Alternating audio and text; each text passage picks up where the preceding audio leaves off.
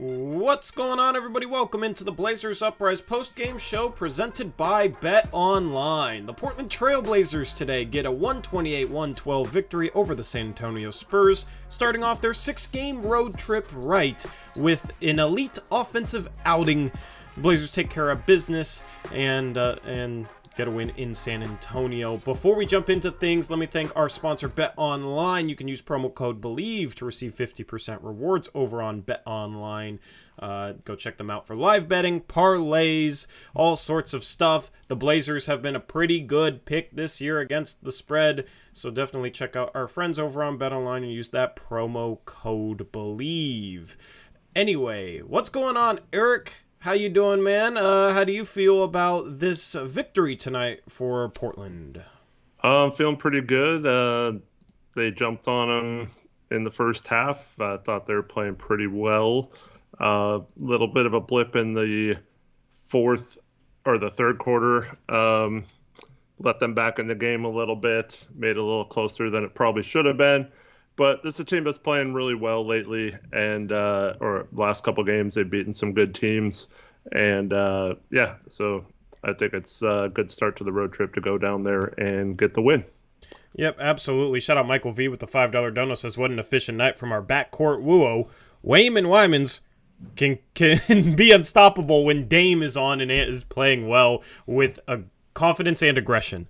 Thank you, Michael V, for the $5 dono. I always trip up over the W names, but the Blazers get the W tonight. And, yeah, this backcourt looked phenomenal. Anfernee Simons goes 9 for 15, 5 for 9 from 3. Damian Lillard goes 14 for 23 from the field, 7 for 14 from 3, 37 points. It's his fourth straight game with at least 36 points. Eric, he has been phenomenal since returning from that injury. And this offense looked absolutely elite tonight. They shot 60% from the field, 45% from 3. They had 26 assists on 49 shots, but I thought that didn't even do their ball movement justice. There was numerous plays where they moved the ball very well, and it looked like the offense we had been asking for years. So overall, offensively, no complaints from this game. I thought they had a phenomenal game. Everybody played well on the offensive end, and that's how you end up putting 128 points on the board. Yeah, the only thing I would say on the offensive side of the ball is the turnovers. 17 again tonight.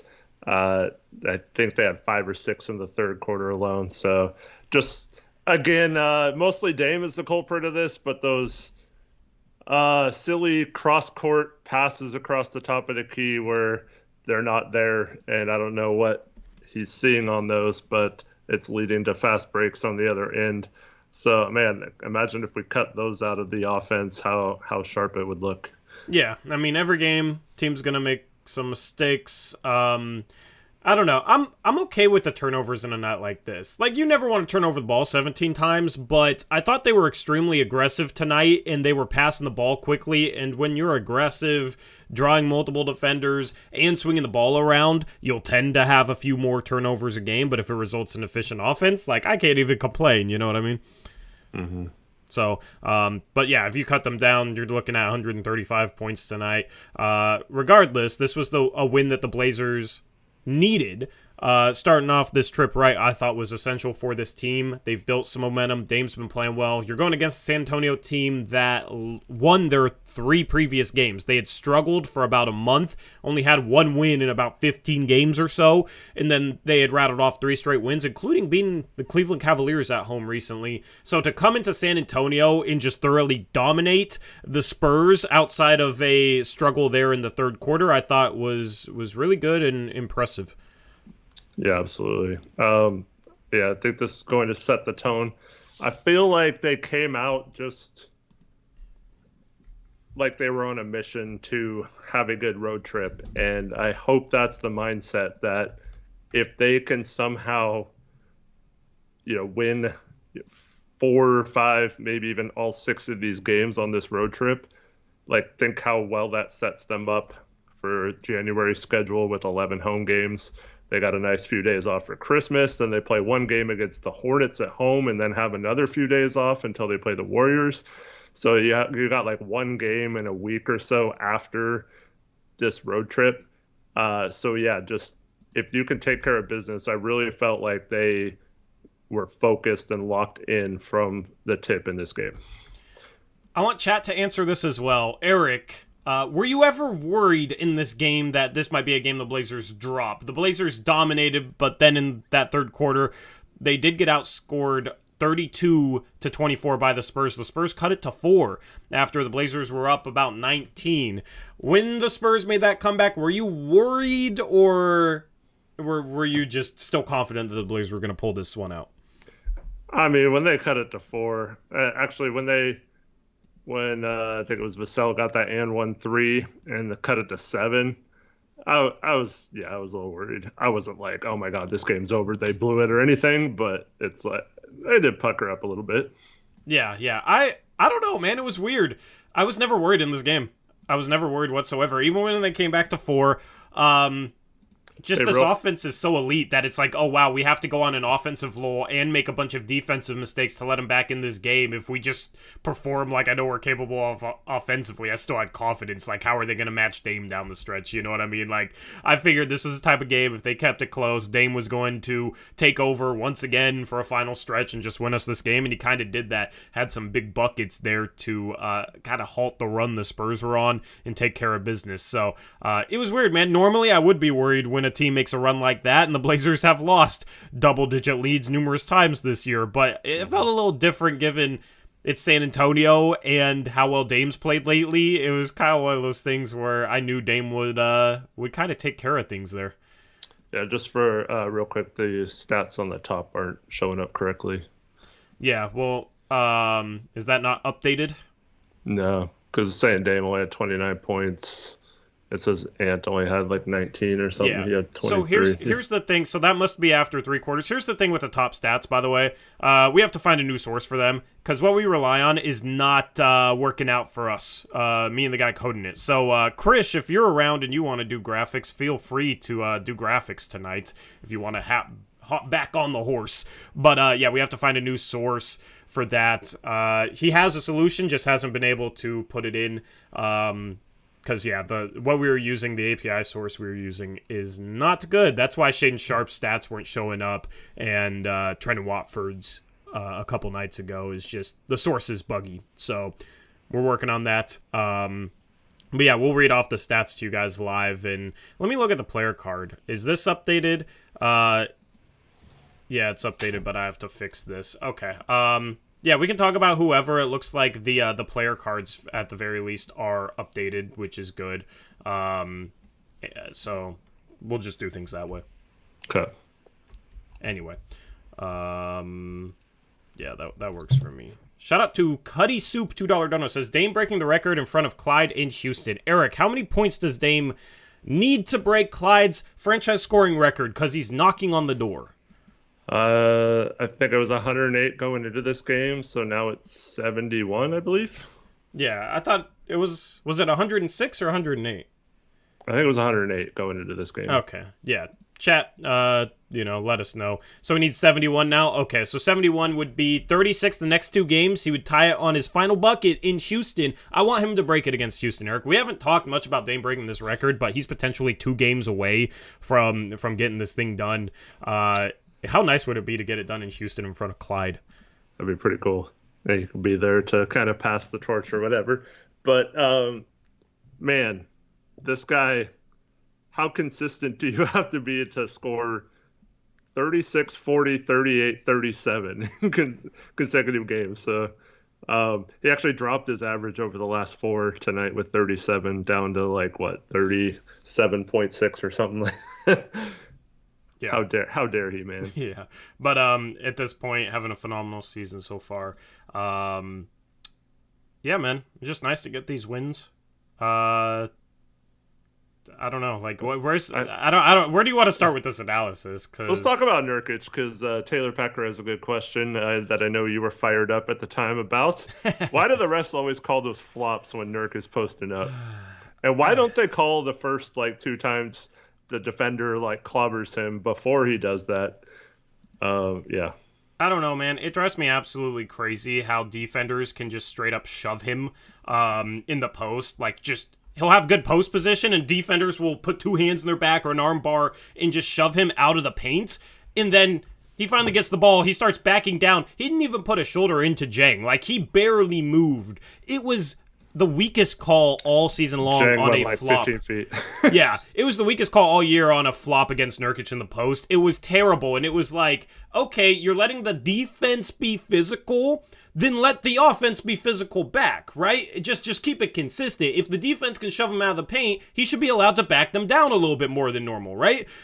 So the fact that they were letting the defense just kind of shove him around, and then Nurk gets the ball in the post and doesn't even lower his shoulder at all, it was probably a tenth of the force that was being exerted against him to push him out of the paint that he had on that flop. Dude, he didn't do nothing. I just wish it was consistent. It frustrated me so much when that happened, because that coincided with San Antonio going on a run. I thought was teams just was the Spurs just being physical with Nurk and Nurk not being able to get a call. Yeah, I mean,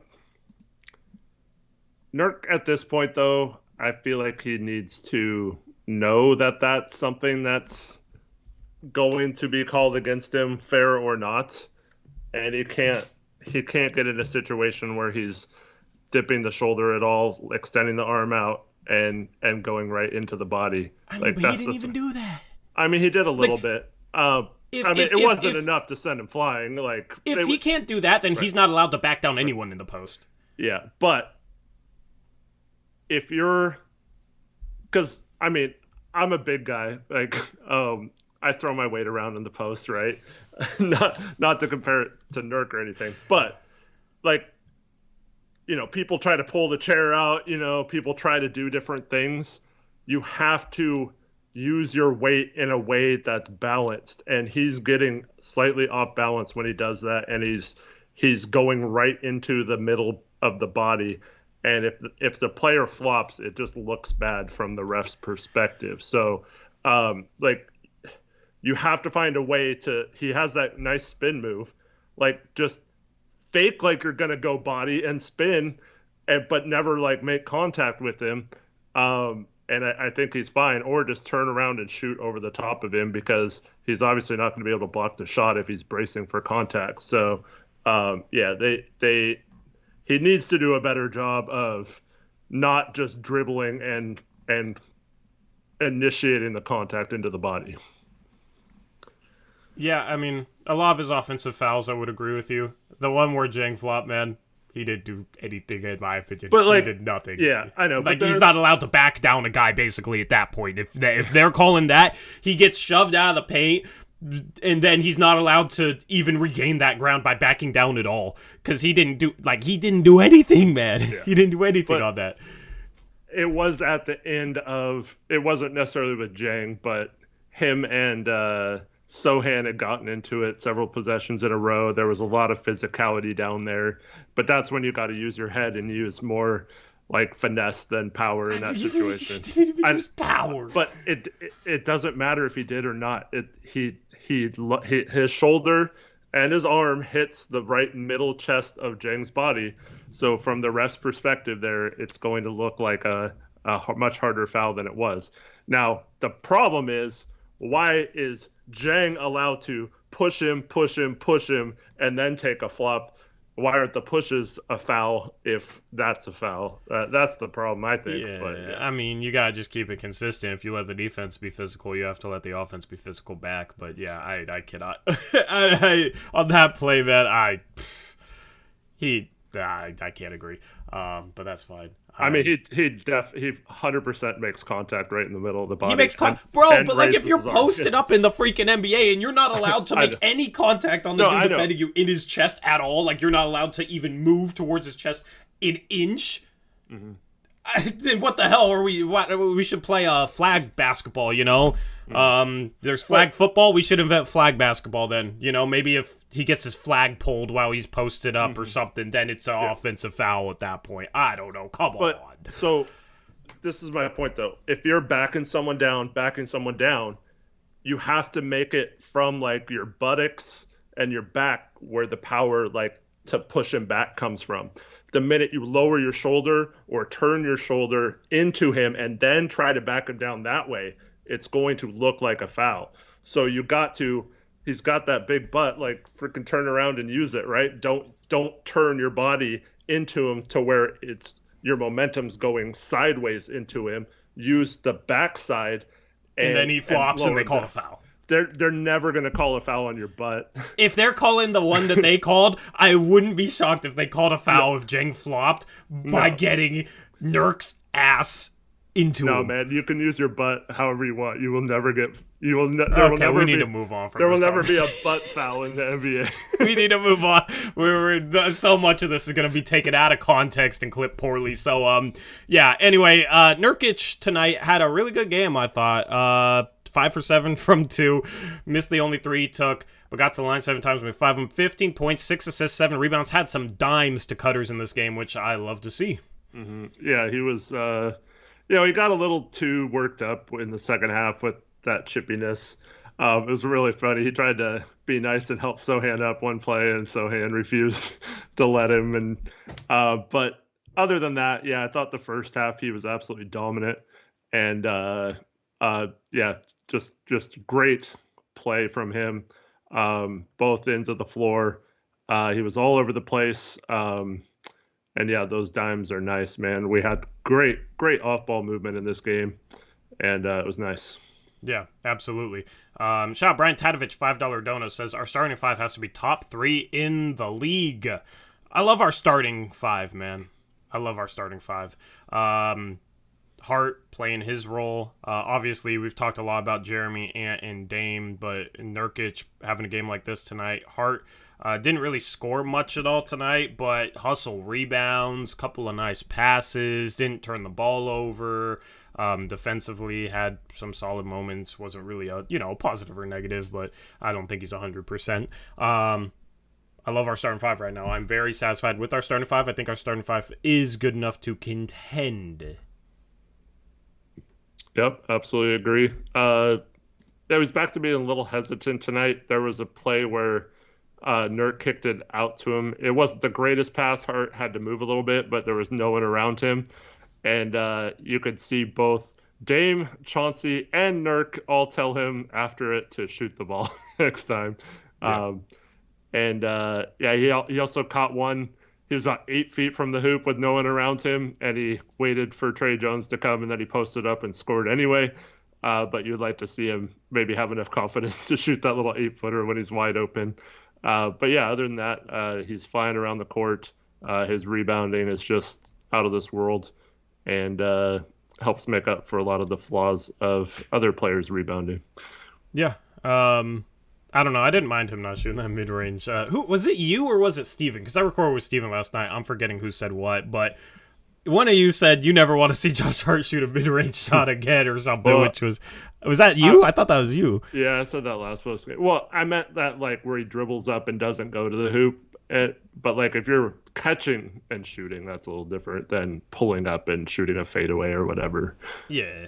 But when he has a smaller guard on him, I like him bullying a smaller guard like he did to Trey Jones on that play. I think, honestly, we need to post him up more when he has guards on him, since he has shooters around him. He has, he's probably not going to get helped on a lot. I think he could actually have some success in the post going against guys like that. He has the finishing ability, the strength, he's good at putting his shoulder into a defender to keep them from blocking a shot and then finishing through that. He just seems like the type of guy that could make defenses pay for trying to hide a guard on him by him posting up. And we used to see that in the past, like Wesley Matthews would do that. Another guy that played with Wesley Matthews in Portland was Nick Batum, and we always complained about how he didn't make defenses pay for putting smaller guards on him. Steve Nash in the playoffs. Yeah, Steve Nash in the playoffs, right? But if you would take Steve Nash from back in the day, you put him up against Josh Hart, I'm putting the ball in Josh Hart's hands in the post, and okay, go bully him. And then if they help, then kick it out. Get the ball swinging, get the ball moving off of that. Might generate an open 3 for an elite shooter. And right now we got 3 in the starting lineup that are elite shooters for their positions. So, I would definitely look at that more, because teams like to do what Chauncey likes to do, which is put length up against Dame, put length up against Ant. You got to make them pay, and I think you got the guy to make them pay for doing that sort of thing. So that is something I would like to see more of in the future. 100% agree with that. So, anyway, Yeah, man. I'm working on team stats right now since we don't have those automated yet, but we'll look at those in a second once I'm finished. You want to just go through the rest of the starters then? Yeah. You can take your pick. We got 3 good games from the other 3 starters. Let's just talk about Dame, I guess. Yeah, what you got? I guess. Yeah. Always sounds so disappointed. So Rohan in chat says, not sure if you guys have noticed, but offensive responsibilities have definitely gotten more ironed out. We can expect Dame, Simons, Grant to all have chances to score and less fluff from others. Yeah, I agree that the offense just seems so in sync right now. And I mean, at the beginning of this game, they were not playing anywhere near Dame, the big man. They were dropping on him. And this is why we've hated drop coverage for years, because we're used to seeing other teams do this to us. Now, Dame missed his first 2 wide open threes, but I think he at one point was 5 for 8 from the field. So he made 5 of his next 6 shots, and he was getting any shot he wanted. He was pretty much wide open. He was so open that there was a time where Gorgie Jang, I forgot if this was in the first or second quarter, but Dame could have shot a 3 with no one within 5 feet of him, but he kind of stopped for a second and froze Gorgie, who was standing in drop coverage like 10 feet away from him, and Dame still was able to blow by him and get to the basket, even in drop coverage, and get a lay-in instead of a three-pointer. That's how locked in this guy is, and he had some incredible moves to the basket this game, good finishes, and I mean, when he's hitting the 3 at a 50% clip, game in and game out, I mean, he's impossible to guard. And then you just start playing other guys off of that, like Grant and Simons and this team. Like, how do you stop that offensively if you're not turning the ball over? Yeah, running drop scheme against Dame is absolutely ridiculous. If I was a fan of another team that was trying to win games, which I don't think the Spurs are, but if I was a fan of another team trying to win games and we were running drop scheme against Damian Lillard, I would rage. Because like, this is a playoff game. You're talking about, you're talking about Steph Curry. Oh God! Yeah. You know, when did that happen? I don't know. I tried to forget that one because that was traumatic. But yeah, because you're talking about a dude who's insanely good coming off screen shooting pull-up threes, and it's almost impossible as a defender to stop him from coming off the screen and shooting a pull-up 3. Even if you get through the screen well, Dame is really good at stopping on a dime and getting the shot off quick enough, or stopping on the dime and letting you run into him since you're busting through the screen so hard. Mm-hmm. He's either going to the free throw line or he's shooting 3s at 40% off those screens, and you got one of the best screen setters in the league in Nurk. Like, the fact that we saw this last game a little bit, we saw it this game, the fact that teams are running drop against him, I think, is absolutely absurd, because you need your big man to help out that guard. That guard has no chance of defending Dame coming off screens, and that's the thing. You give Dame that space, too. He doesn't even have to shoot the 3. He's so smart at using the space you give him. He'll get to that floater, or he'll set somebody else up, or collapse the defense. Like, it's insanely efficient offense, and his shot is so deadly. Even if you have your big dropping, all Dame has to do is hesitate, and that big is so scared of Damian Lillard shooting, because it's freaking Damian Lillard, that they're going to lean forward or take a step forward, and Dame's so quick that if he gets you leaning forward on a hesitation move as a big man, you're already beat to the rim. Mm-hmm. So not only do you not stop the 3, you don't stop the rim. Like, it just makes absolutely no sense to me why teams would run drop scheme against Dame. And Jakob has a good point. Nurk has been setting incredible screens. He's got that. He just has to pick off that one guy, and he's doing it well. And if they're in drop, combined with Nurkic setting a dominant screen, I mean, it's game over, I think, right now. Yeah, and I'll take an offensive foul a game if it means Nurk is setting great screens on the, you know what I mean? Like, it's part of the, like, if Nurk was setting bad screens, he probably wouldn't get as many offensive fouls due to illegal screens. But in the long run, it's worth it, because it gets Dame going, it gets Ant going, it helps these guys find a rhythm. Like, Nurkic is the perfect screen setter for our guards. Yeah, you're going to get caught once or twice trying to set too good of a screen, but I'm okay with that, considering all the good that comes from it. I had more of a problem with that offensive foul call than the flop call. See, I had less of a problem with that offensive because he put more shoulder into that screen than he did backing down. Yeah, but I felt like I think it was Trey Jones on that one. I felt like he just like ran, like he veered off his path into the body of Nurk to try and draw that foul, and like I hate that. So, but yeah, Nurk's just amazing on that. And to Rohan's original point, the fact that we have Anfernee Simons and Jeremy Grant to where if they double team Dame, he just gives it up to Nurk, and Nurk finds one of those guys. We had several good passes, whether it was Dame or Nurk, or Ant had one too, to like Grant in the corner or someone in the corner spotting up for three. Sharp got a three out of it. Got another one later that he missed, but it was like good offense. So like we have players that are making teams pay, and I don't know how you decide which one, because like, you know, they start maybe covering Dame a little different, and all of a sudden Ant starts hitting a bunch of shots in the first quarter. Like, how I really don't know. If you're Chauncey, man, you got to keep finding creative ways to attack defenses, because they should never be able to shut down this offense. Yeah, well, this offense is elite. I don't want to go too deep into it because I did record a podcast last night with Steven that I'm going to put out later tonight / tomorrow morning. A video will be on our second channel, Blazers Uprise Live. Go subscribe. But we compared the Blazers offense to every team in the West, and even and he's cynical. Even he was very high on this offense, man. I mean, how can you not be? This offense is phenomenal. But the thing is just the way they're moving the ball. I love as well. Because they generated great shots this entire game because of how well they moved the ball. And there was a stretch where like San Antonio, I thought, played really good defensively, like making the right rotations, getting through screens. Like in that third quarter when they had their comeback, I thought, A, they were playing really good defense. B, that defense was leading to a bunch of runouts and transition, and that's like the one area where they were able to get good looks offensively consistently. You know, in the half court, they had some possessions they generate good looks, some possessions were good Blazer defense, but in transition, San Antonio, I thought, was able to get higher quality shots. So that defense was leading to offense. Then they made some threes. Vassell gets that and 1-3, and then they were allowed to be super physical, and I think that's what coincided with their run.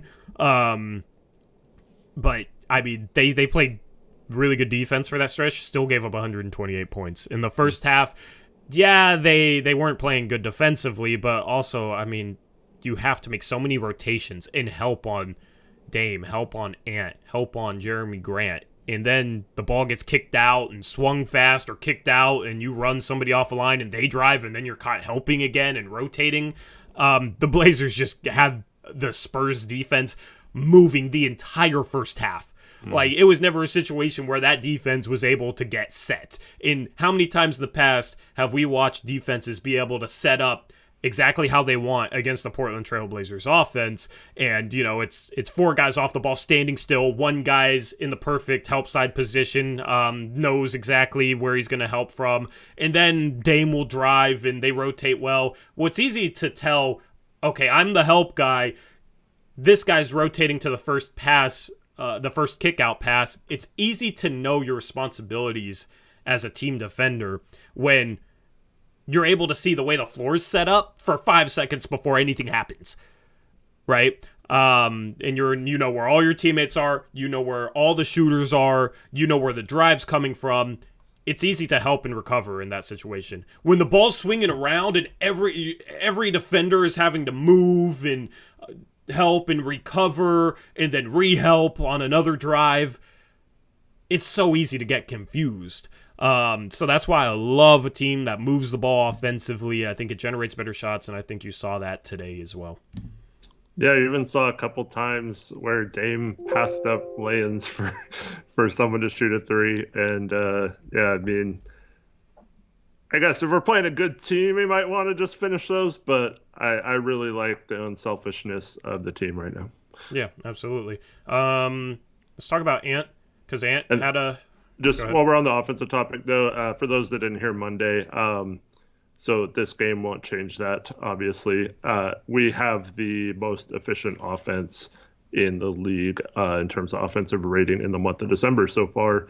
And I think that actually extends to the past 2 weeks. either a game or two into November too. So it's like going on 16 days now. Blazers have the number one offense. And that stretch starts without Dame for the first couple of those games. Mm-hmm. So the offense, we were talking about how it should probably be a borderline top 5 offense entering the season. And then the offense kind of struggled to start the year. But I thought a lot of that was A, turnovers, B, we've only had healthy Dame for about half the season. He's played a little bit where he's not 100%. And then, like Josh Hart had that stretch where he just wouldn't shoot at all. He's been shooting a little bit more lately. Didn't shoot much today, but was 5 for 6 from 3 the past couple of games. And then Ant was struggling to shoot the ball. And I thought the time without Dame helped Ant find a rhythm. Mm-hmm. And now Ant didn't do much last game, but the game before had 31. The game tonight had 23. He's having good games while Dame's having good games. That's 2 out of 3 games where I think Ant's had a really good offensive game outside of the 4 turnovers. Want to cut that down a little bit and would like to see him get to the line a little bit more. But still, 2 out of 3 games where Dame's had a great game and Ant's had a good to great game as well. And that's what really makes this offense lethal. Yeah, absolutely. And so Ant was on fire in the first half. I think he got him and Grant at one point when, Anfernee subs out early and then comes back in towards the end of the third quarter. When they subbed them out, they had only gotten 1 shot in that stretch where we kind of started losing the lead. And that's something that can maybe take this offense even to another level, is not ignoring certain players for so long, because then luckily Ant got it going again, but like pretty much all his misses were in a stretch where he hadn't shot in a while in the third quarter when he came back in and got kind of cold and started missing, and then like luckily he started hitting again in the fourth.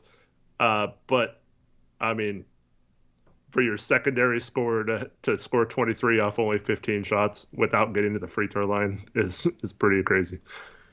Yeah, absolutely. So, with being the lead guard and being the second guard, it does a little bit of an adjustment, but I think Ant's handled that well, and just kind of playing within the flow of things. Like, he can play on or off the ball, so I've never been worried about Ant adjusting to being the starting guard as the number 2 guy in the backcourt compared to the number 1. Obviously, he can carry us when he is the number 1, but when he's the number 2, lethal 3-point shooter, 5 for 9 tonight. Love to see that. 4 for 6 inside the arc as well. He's been driving better this game. Couple nice floaters in this one. That's really hard to stop. And that's the thing, is you can't run drop against him either, because that floater has become so efficient for him. You're basically giving that up. Because he'll get right to the free throw line. He does that little thing where he comes off of 2 feet into a hop off of 2 feet and then shoots that floater, where he's just kind of like under control, but he's still in position to attack if the big steps up. And I love that footwork on that shot, because a lot of guys will just run into it and they have a lot of momentum, maybe are slightly leaning if they're kind of running diagonal to the hoop. And it's a little tougher and it's a little easier to time as a shot blocker. But the way Ant kind of like hops into that floater and then gets up on it as well is impossible to guard if you're a big man dropping, because you basically have to meet him at the free throw line, and it will beat you to the rim if you do that. So that's why you got to show against this backcourt, man. If you're dropping against Ant, not only can he shoot that pull up 3 just like Dame can, but that mid range stuff that he does is really hard to effectively guard as a big man in drop. So I love that he's added that floater, and that's become such a legitimate weapon for him.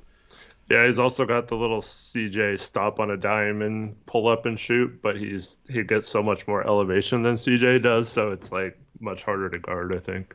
Yeah, absolutely. So there was a play too where he got the ball coming up the court on the near sideline, and he saw he had Doug McDermott had to come out on him because they weren't fully back on defense. And I was like, he's giving you a drive baseline to the basket. Just take him. Don't settle for a 3. He just blows right by him and dunks it. That was awesome. Yeah. So fun game from Ant today. And then the other star we haven't talked about, Jeremy Grant. 18 points, 4 boards, a block, a steal, 7 for 13 from the field, 2 for 6 from 3. This was a quiet game compared to his averages, but still, I thought it was a fine game. Mm-hmm. One more thing about Ant real quick. It's going on 20 quarters now with only 1 free throw attempt. Thanks, Reese, for that. I just looked it up.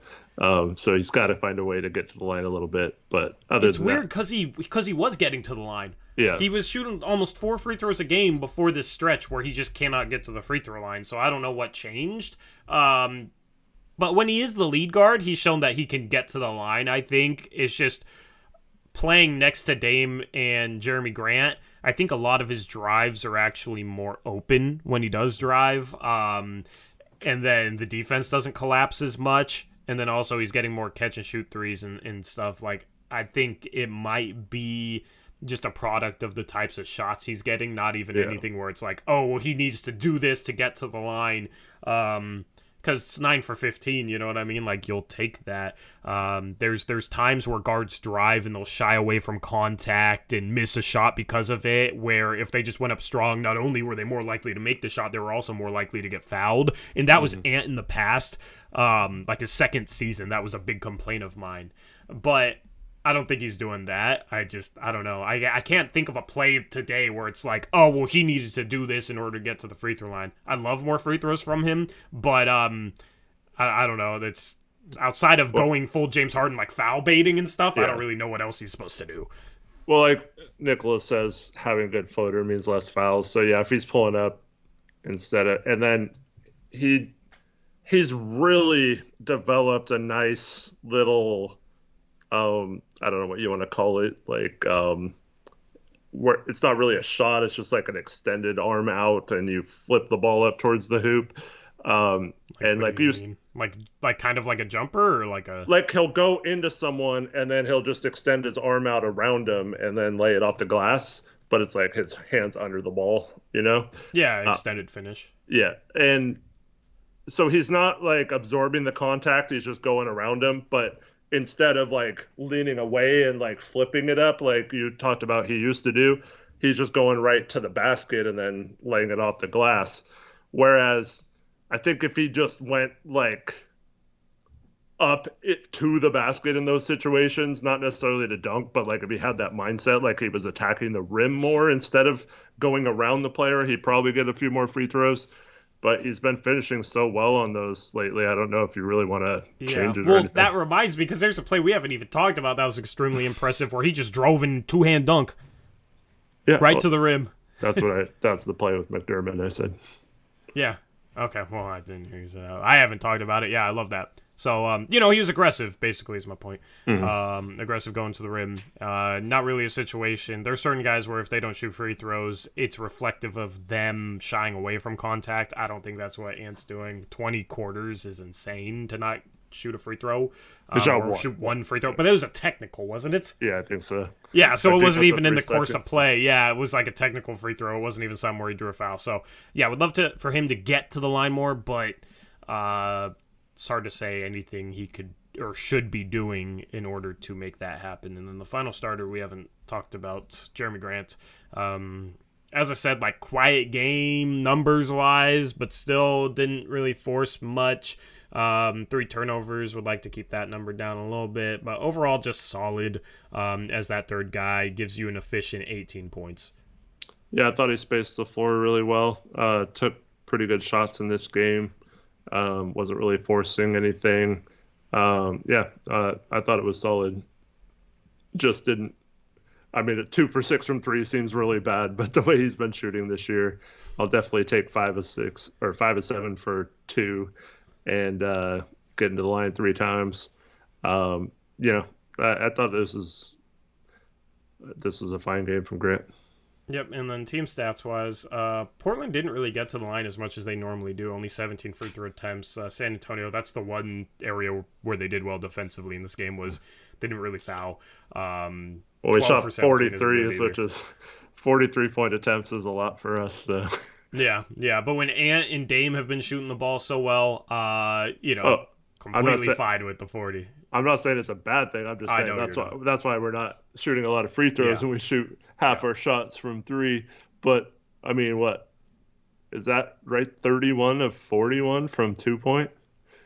31 for 41? So, Yeah, unless like, I typoed. I mean, I'll double check since I was on the team stats today and doing it while streaming, but because that's like, what, yeah. 76% or something? Yeah, 31 for 41. Yeah, that's 76%. A little over 3/4 of the shots they took from two they made. So that's the thing is, I felt like outside of that stretch where they were pushing around Nurkic, like San Antonio wasn't physical defending the paint at all.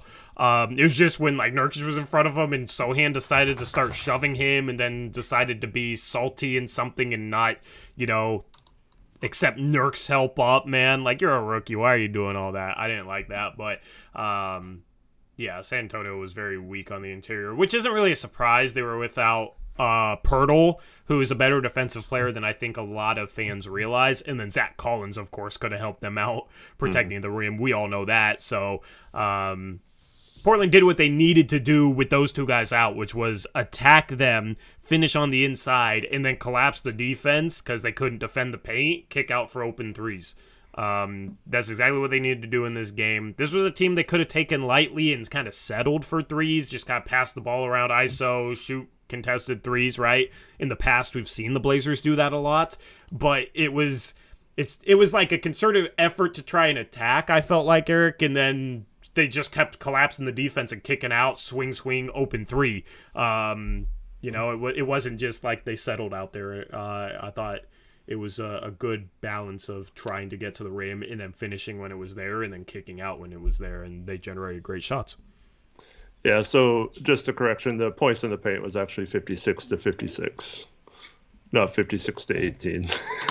That would be insane. Where did I get that 18 from? Oh, that was 18 was their fast break points. Okay, 14 was points off turnovers. Yeah, you're right. Here, watch how fast I'll fix that, Eric. I am on it.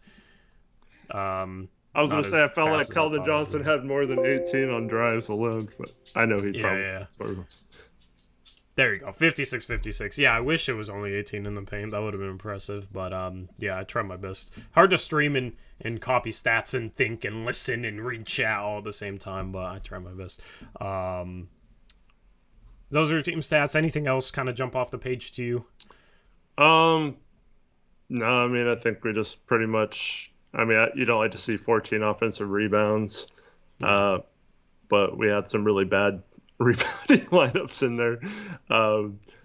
That's the only thing that really is a negative from this, I think, is maybe the 17 turnovers and the 40 or the tie-in rebounds and the 14 offensive rebounds. Yep.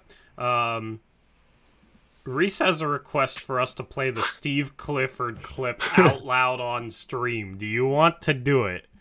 I mean, if you want to, that's fine. I mean, it sounds like it could be fun. This was, we'll spice it up with whatever. Just as long as does he cuss, Reese, is my question. Also, where is the clip? I saw it earlier in the Twitter group chat. It's just, to me, it's funny when they haven't had LaMelo pretty much all year. What does he expect them to do? They're at such a disadvantage. They're just so bad defensively, though. Yeah. I feel bad for Hornets fans. They're in the worst position in the league, I think. Reese, DM me the Clifford clip. We'll listen to it and pretend that we're back in the days of 2019 or 2020 if you want. Anyway.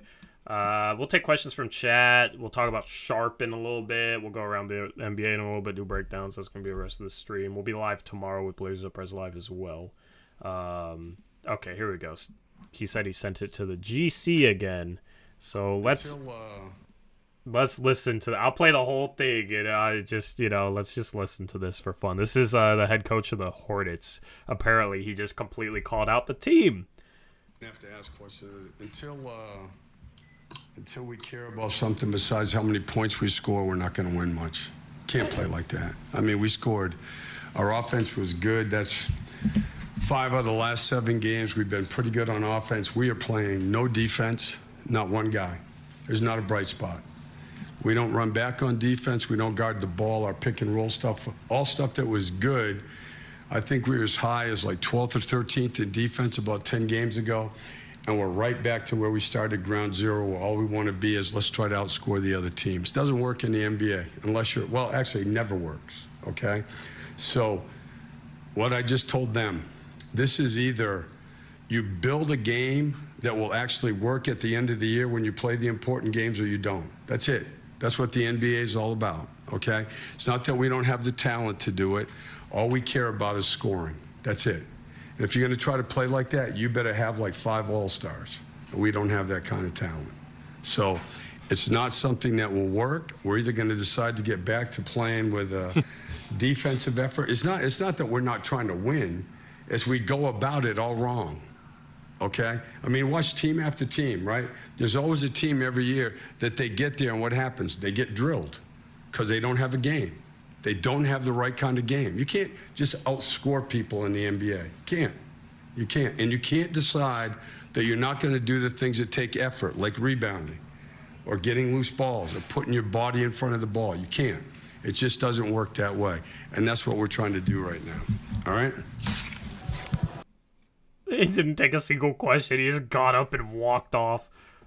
Amazing. I like it. That's maybe we needed a coach to have a press conference like that in the past. Yeah, the only thing I'll say is I don't think they're going to be playing meaningless games or meaningful games at the end of the year. So I don't think it matters. Their goal is to play meaningful games. So if they're going to achieve their goal, why? Like, should that be their goal then? Well, if they play defense, they wouldn't be terrible because they got guys that can score. Yeah, like Kelly Oubre is having a good season. Terry Rozier, and then you get LaMelo back, and PJ Washington can score the ball. Like they got some offense. The problem is they can't defend a paperclip. They suck defensively. They make us look like. Shoot, I don't know. What's the best defensive team in history? The 85 Bears. That's what we look like defensively because of how bad they are. And yeah, honestly, given their roster makeup, like Terry Rozier, LaMelo, and Kelly Oubre, that's kind of their top 3 guys, right? All 3 of those guys seem like guys that care about their points and not about defense. Yeah, for sure. Especially Mr. I'm going to point at half court before I pull up. LaMelo Ball. That's their leader. You know, that's the thing is people have criticized Dame defensively for good reason, but he's had like a lot of times where he's stepped up to challenges or tried to give effort, and maybe it still wasn't effective effort, but you never get the vibe that, oh, Dame just wants his points or his stats. Shoot, they talked about how, you know, he was asked questions about, like, did you want to get back in the game and get that 3-point record after the Minnesota game a couple nights ago? And he says, I would want to get it in the flow. Going back in and hunting it would be the thirsty thing to do.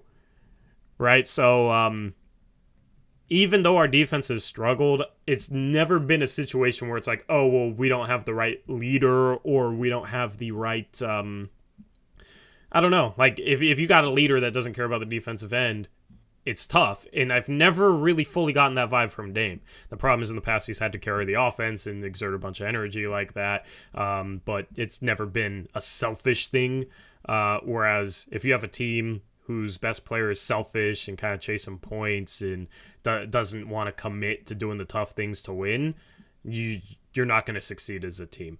So, anyway, that's my thoughts on that, but that's kind of a funny press conference. For sure. So I was like, it'd be hilarious. I would think Pop's joking if he like had a similar meltdown in his press conference tonight after this game, you know? Yeah. Because I think he recognizes that. Yeah. This isn't the season to be that vocal about it. Yeah, I mean, well, Hornets get Wembanyama and everything's fixed, right? Mm-hmm.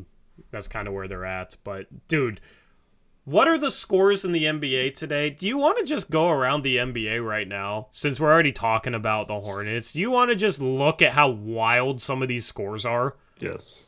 Because I don't know what's going. Let me take down the standings from yesterday.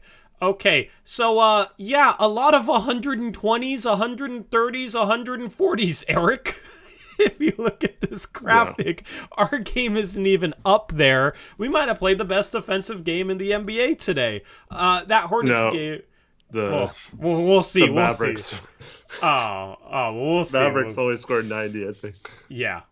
That's good. That's good. Honestly, okay, so yesterday was great for the Blazers because there was 5 games that all, in my opinion, went the Blazers' way in terms of the standings.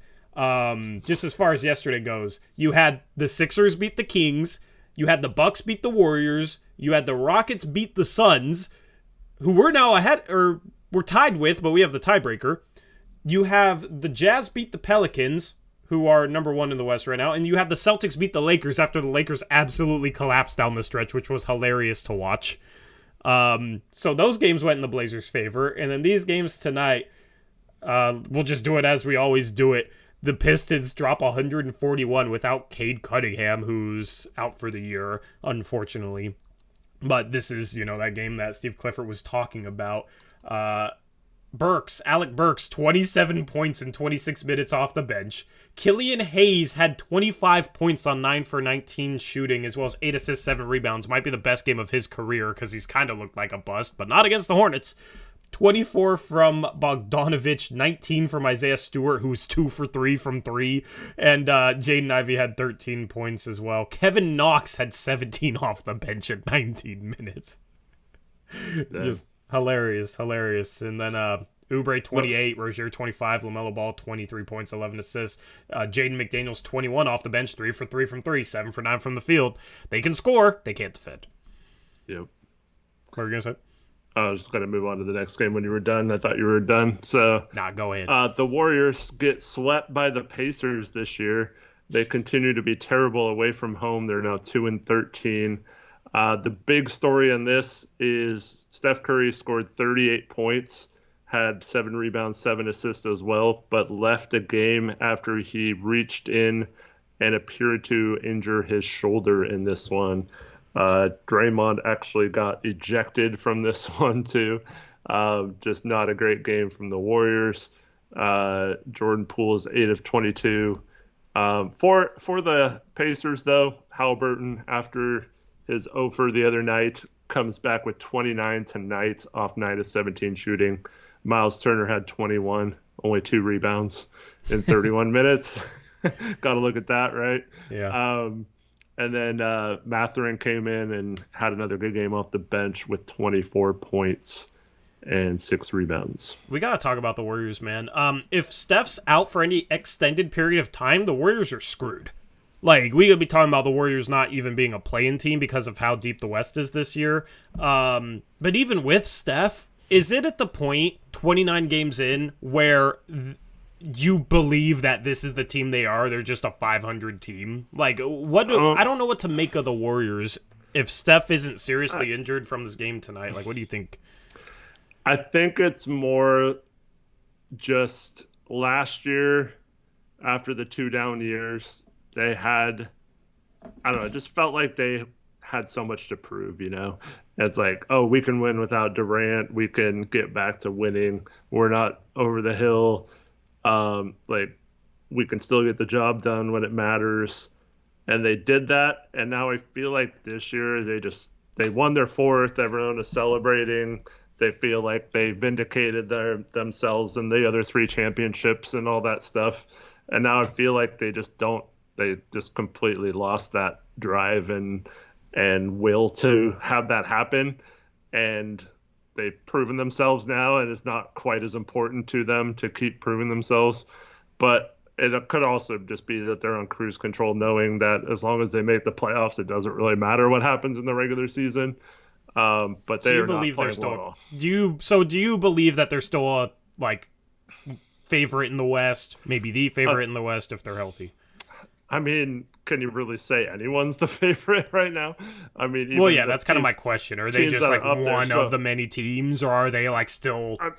I mean, because that's what I would say if I'm on the Warriors. I would be saying look, we played absolute crap at times this season, but I don't see any reason why we can't get it together and get it back.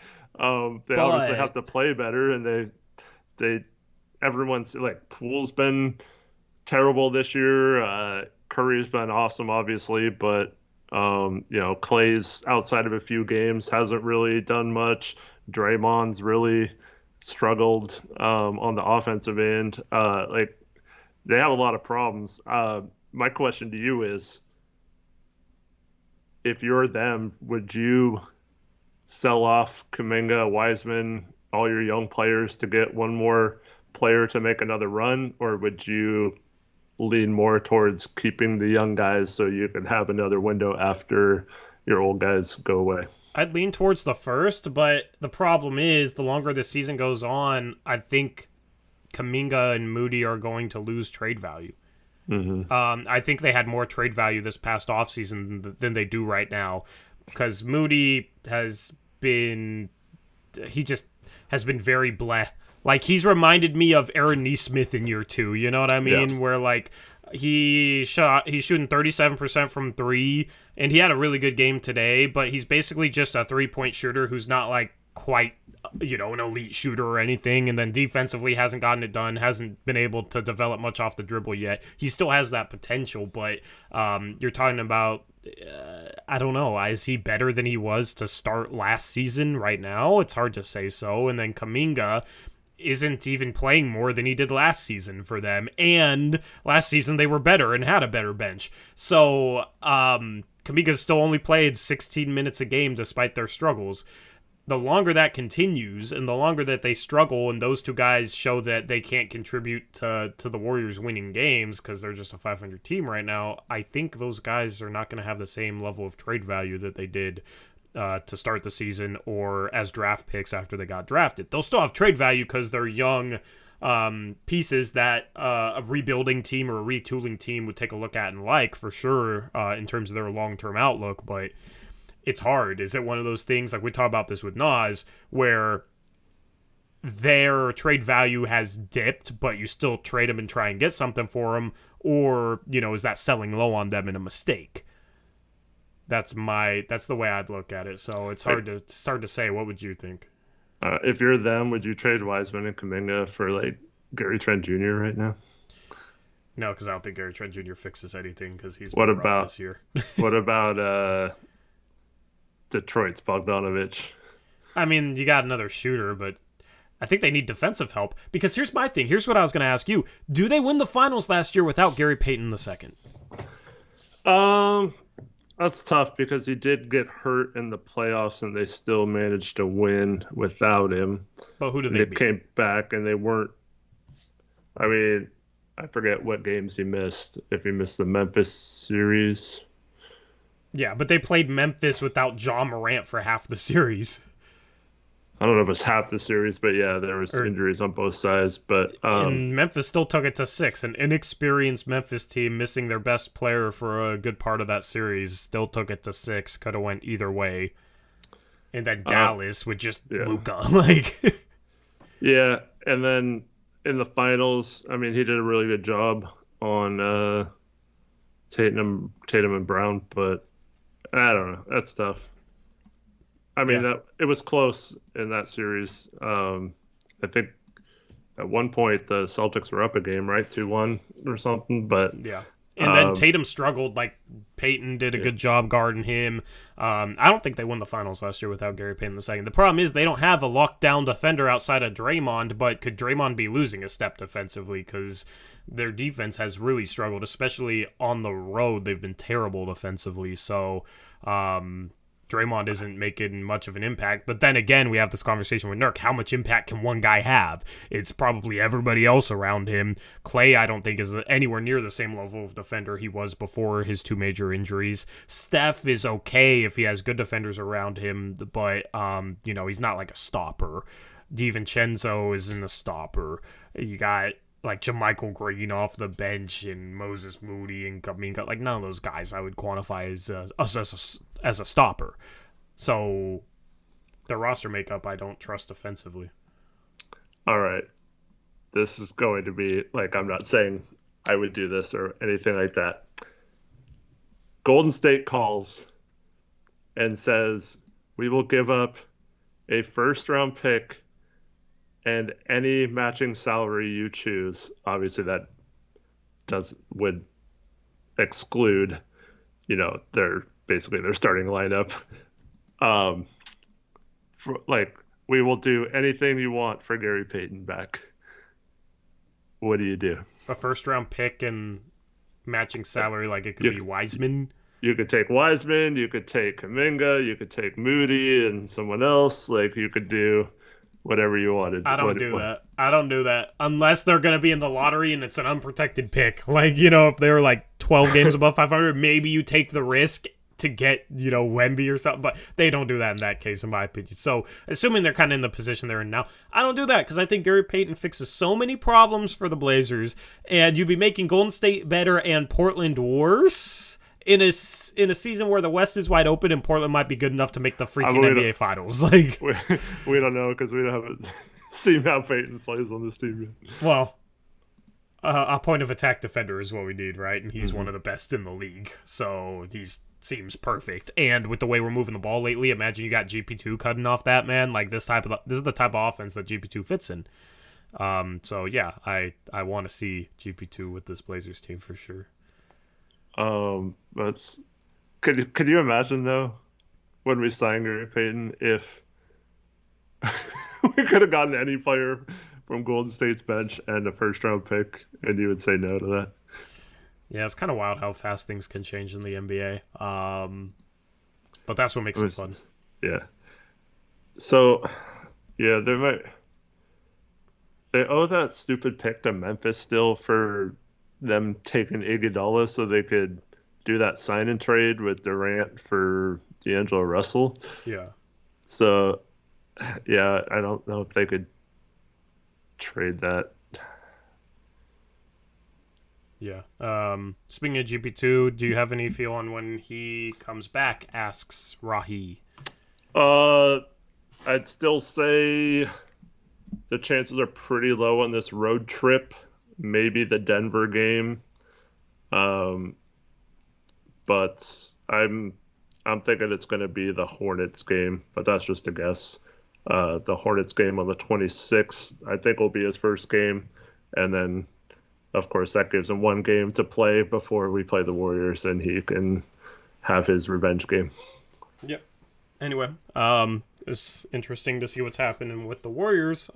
Their fall off coincides with the West being wide open this year, in my opinion, and we'll take a look at the standings in a second.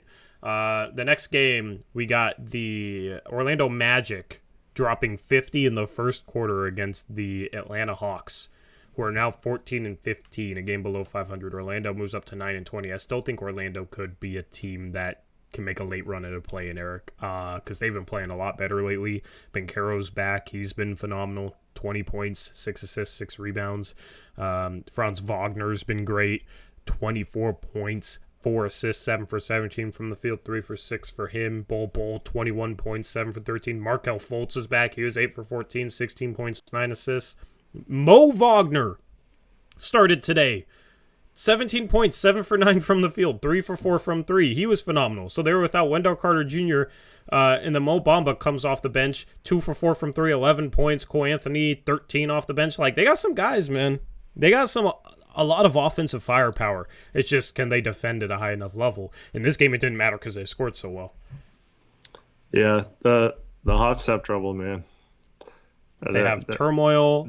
John Collins wants to be traded, and he's out, and supposedly I read something that he might not come back. Like, he just wants out of there. He wants to be traded. He's been in trade rumors for a couple years. Trae Young, the Nate McMillan thing. Who gets traded first, John Collins or Miles Turner? John Collins. Those have been like two names for years. Because Miles Turner is still young enough to kind of fit the Pacers' timeline. Yeah, true.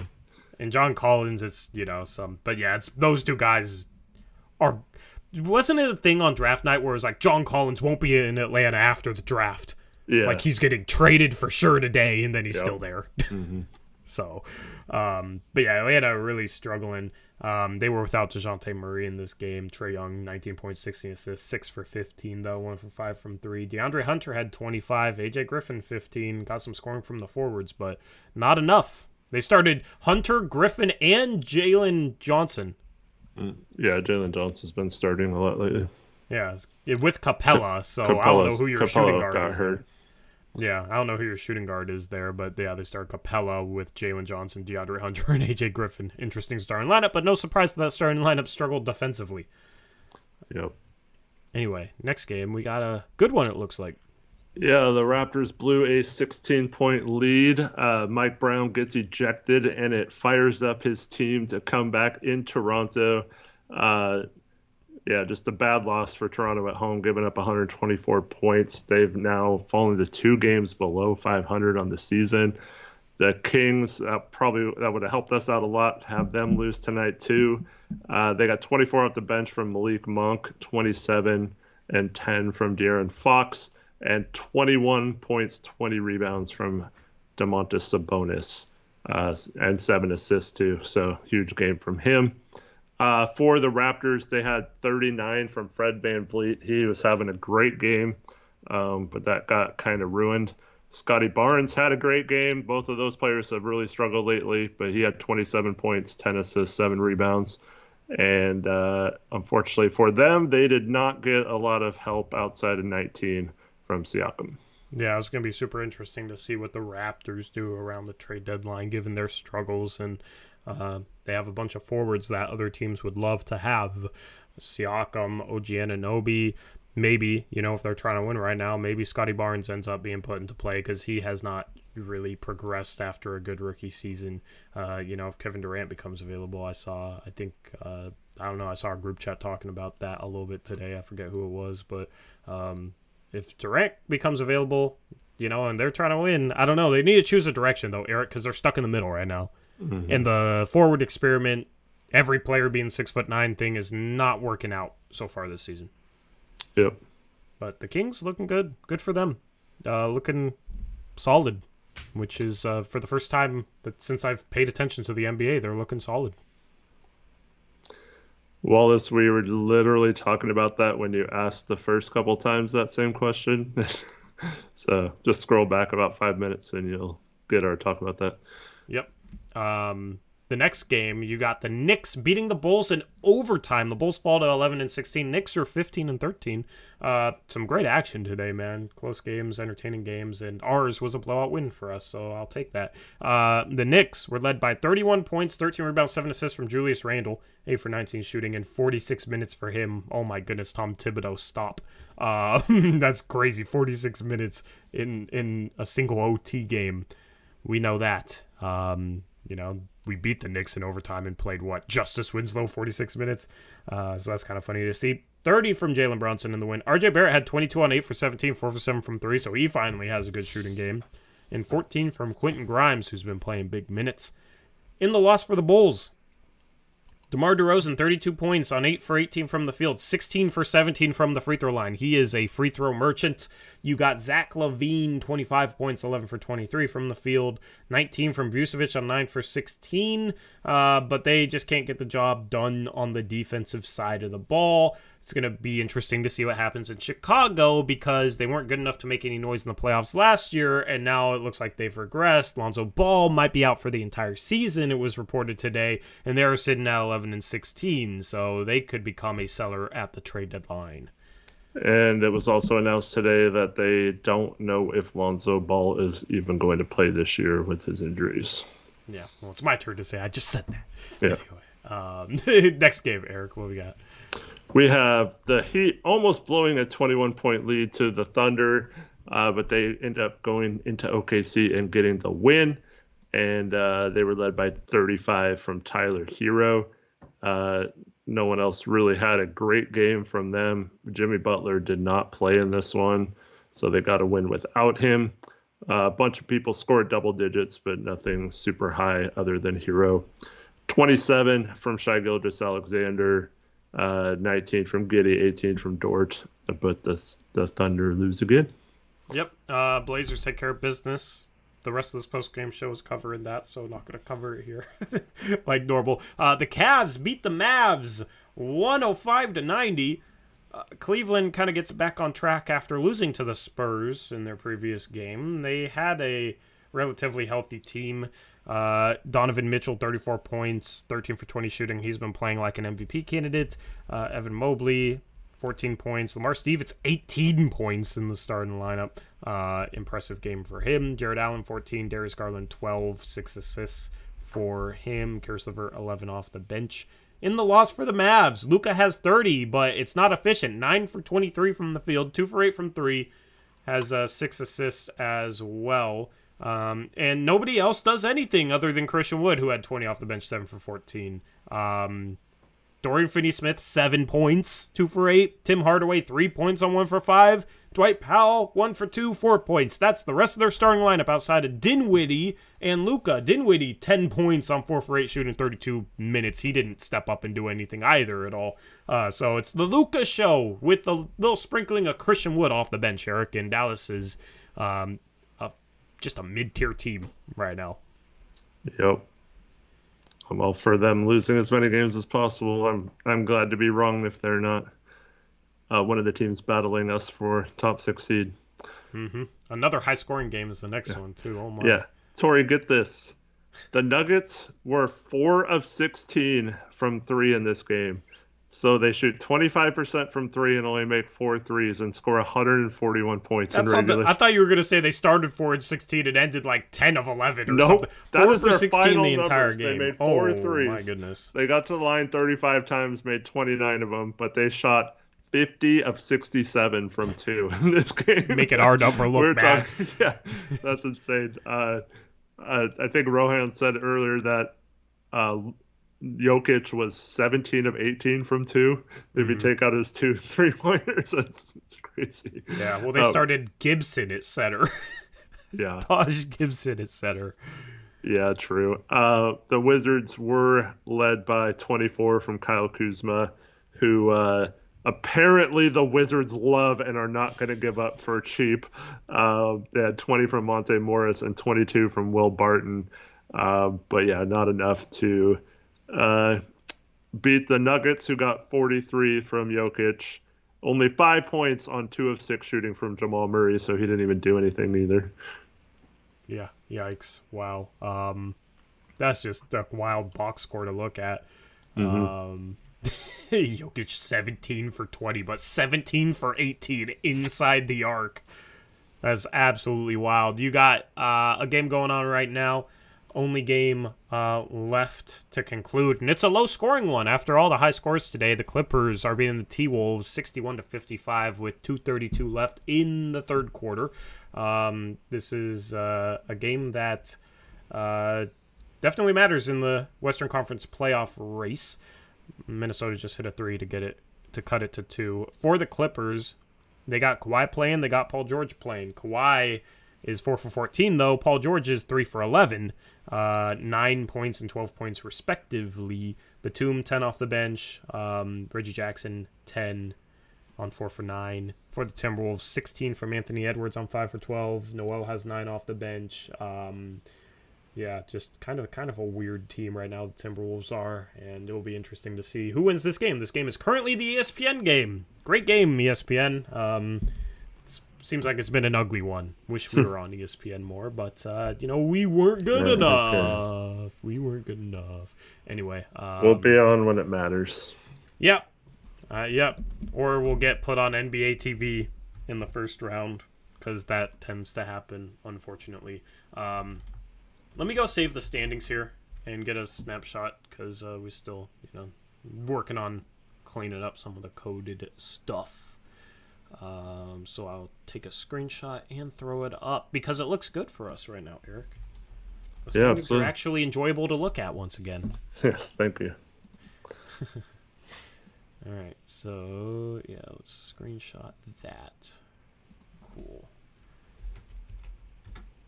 And throw it up on the screen.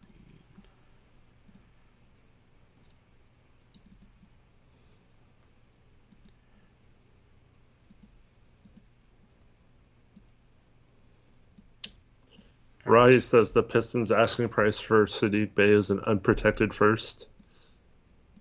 Well, he's not getting traded then, if that's true. Yeah.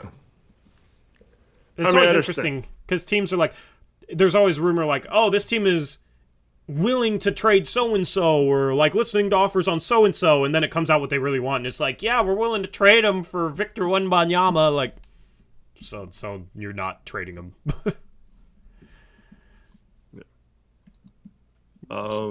Fairchild, I don't think it's lagging for anyone else, but yeah, sorry if it is.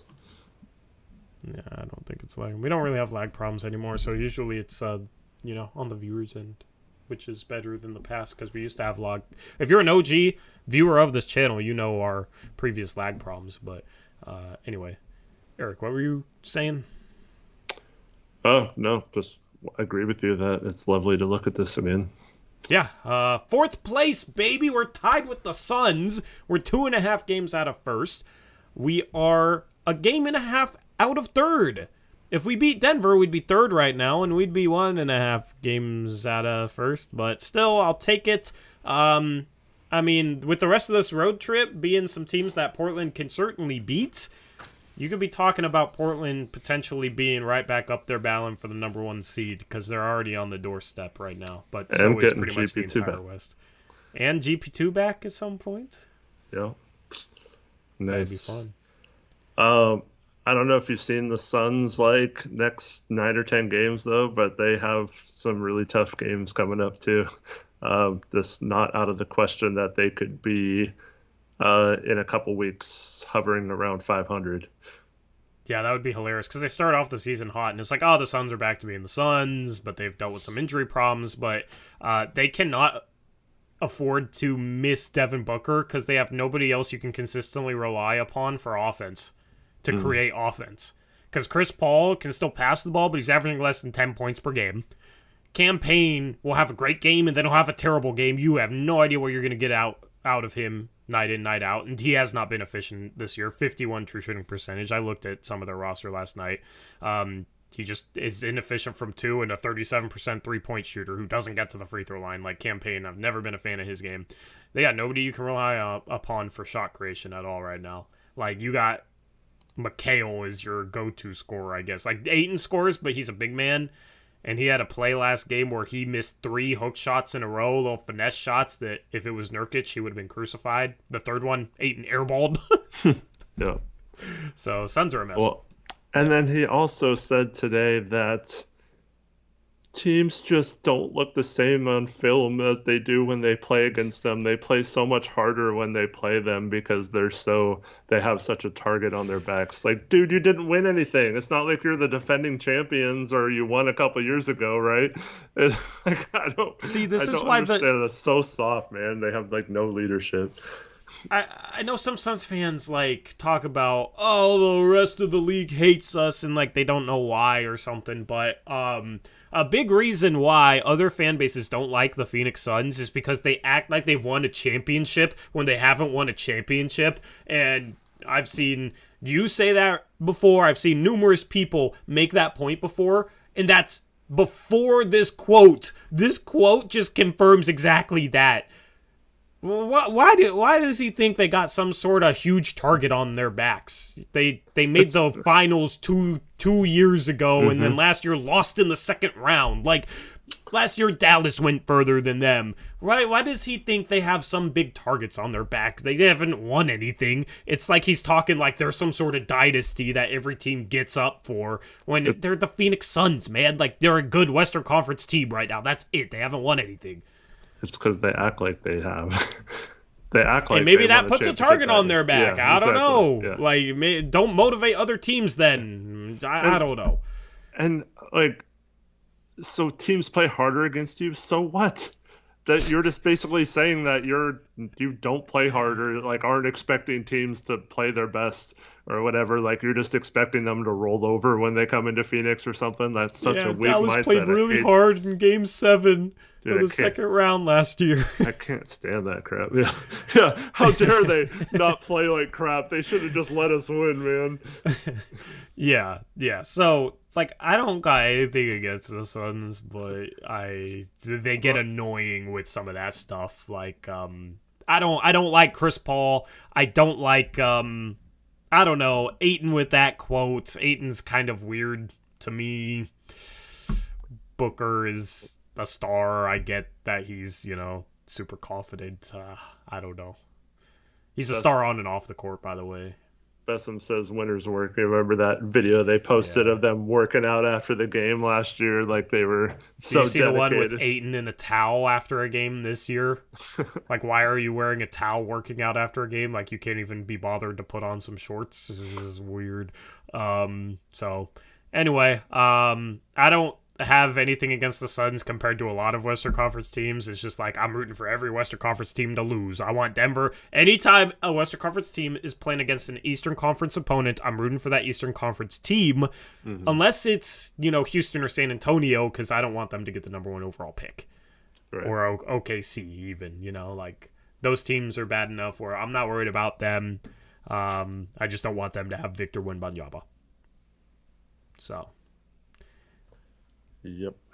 But Dallas 500, like if you had to tier things up right now, I know it's hard given how jam-packed it is, but how would you tier things right now? Or is that even possible? I don't know. I'd say it's pretty much the top 3 teams I think have earned it. Unfortunately, if we would have beat Denver the other day and didn't give up that Jamal Murray shot, you could probably switch us in Denver. I think we're just behind that group until we prove it over a longer stretch that we don't have that bad stretch that we had a couple weeks ago, where you can't lose 8 out of 10 games and be in the top tier, in my opinion. So I think it's clear that next tier with us through the Clippers, I still don't think high enough of the Jazz, even though they're back to 2 games over 500. I think all the rest of the teams down through like the Lakers are in a tier, and then the bottom 3 are obviously the bottom 3. Yep. I would honestly put 5 teams for sure in the top tier, because I don't think there's really any separation between New Orleans, Memphis, Denver, Portland, and a healthy LA Clippers team. And then Phoenix, if they're healthy, I think you also kind of got to put them in that tier until they prove over a longer stretch that they are not the team that they were last year or the year before. So, honestly, I'm not tearing them up much, but Portland, given the fact that they're 2.5 games out of first and they've missed Dame for half the season and they've played a hard schedule, like, I can't have them out of the tier of the top 3 teams, man. I just can't, when they were both healthy, Portland blew out Denver, and then they lost by 1 at home to Denver, and then they play them on the road. I think those 2 teams are evenly matched. Same thing with Memphis, same thing with New Orleans. So I think that's your top tier, honestly. That's how I look at it. But the Clippers might still be the favorite if they're healthy. The problem is can Kawhi stay healthy anymore? I don't know. So health is a big factor, but it's like you look at Phoenix missing Booker and they just absolutely fall apart against everyone. I think it makes it even that much more impressive that the Blazers were still able to get some wins without Dame, including against Phoenix, including against New Orleans, both games on the road. Mm-hmm. Almost came back and beat Memphis that game too.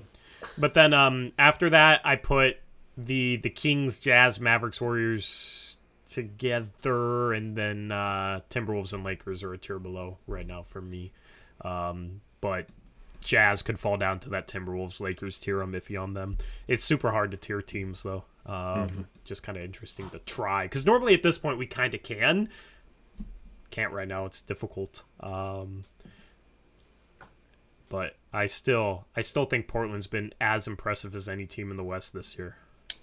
And in 3 hours, it officially becomes, I think it's 91% of the league is tradable.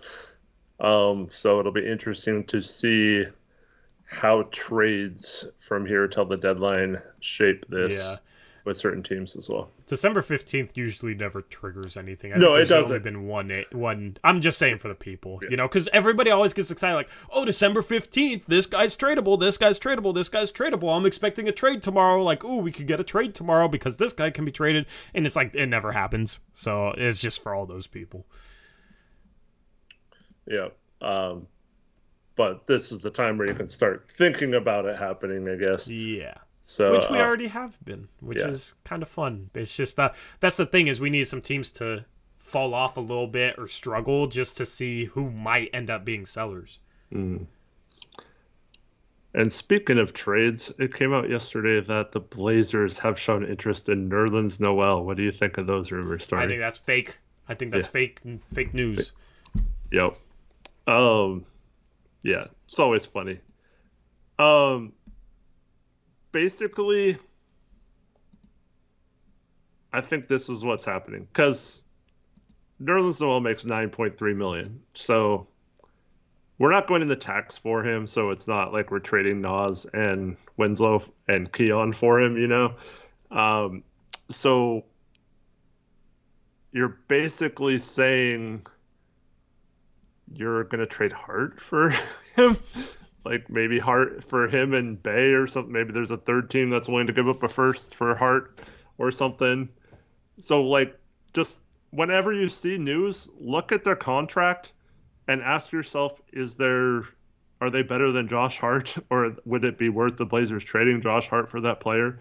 Yeah, And if they're making like over what amount would like you say? if they're making over, I'd say like 8.5 million or so.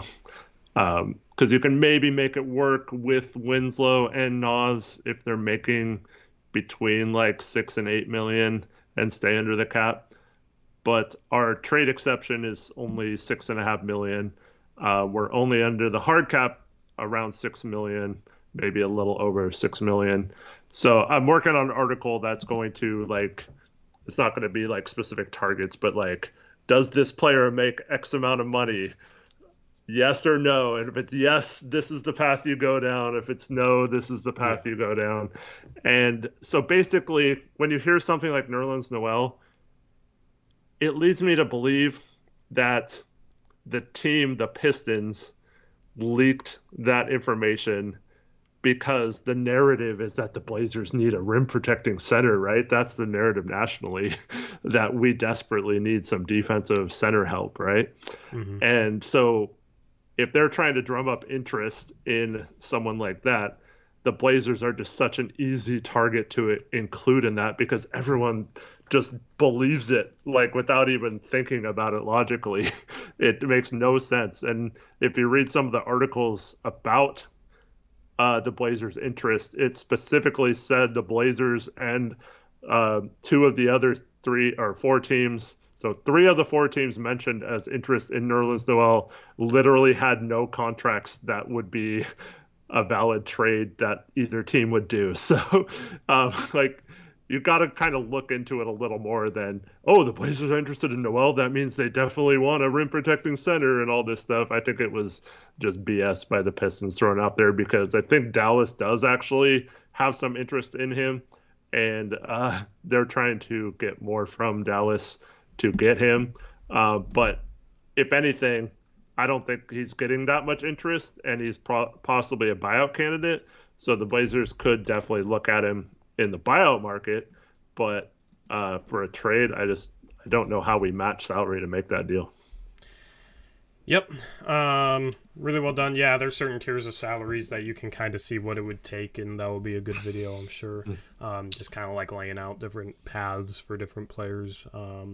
Because, yeah, that's why I've said it's been low salary, guys, is I don't want to trade Josh Hart. Unless it's for a dude who's like surely better and can play a role. Like if it's for OG Anunoby, sure. The problem is OG Anunoby makes more than Josh Hart. So what else are you trading? It's tough, you know. And at this point, Eric, assuming Gary Payton II can play and will play soon, I don't want to trade him because I think he's exactly what we need on this team. Like, look how good we are offensively. If we just have an average defense, we can contend in a wide open West because it's not like we're trying to get good enough to beat the Golden State Warriors with Kevin Durant and Steph Curry or anything, right? So it's just how do we get this defense to average? Gary Payton II, I think, will help a ton with that. And I think the defense has been better in the month of December than it was during that tough stretch in November. I think the effort's been better. Rotations have been better, that sort of thing. There's a couple possessions tonight where I was impressed with some rotations. But it has to become more consistent for sure. And I think Gary Payton will go a long way towards that. So including him in trades is like, unless we're getting back an equal caliber defensive player, I don't want to trade GP2. But if he's obviously can't play the entire year, then that changes the conversation. Well, like if, let's just say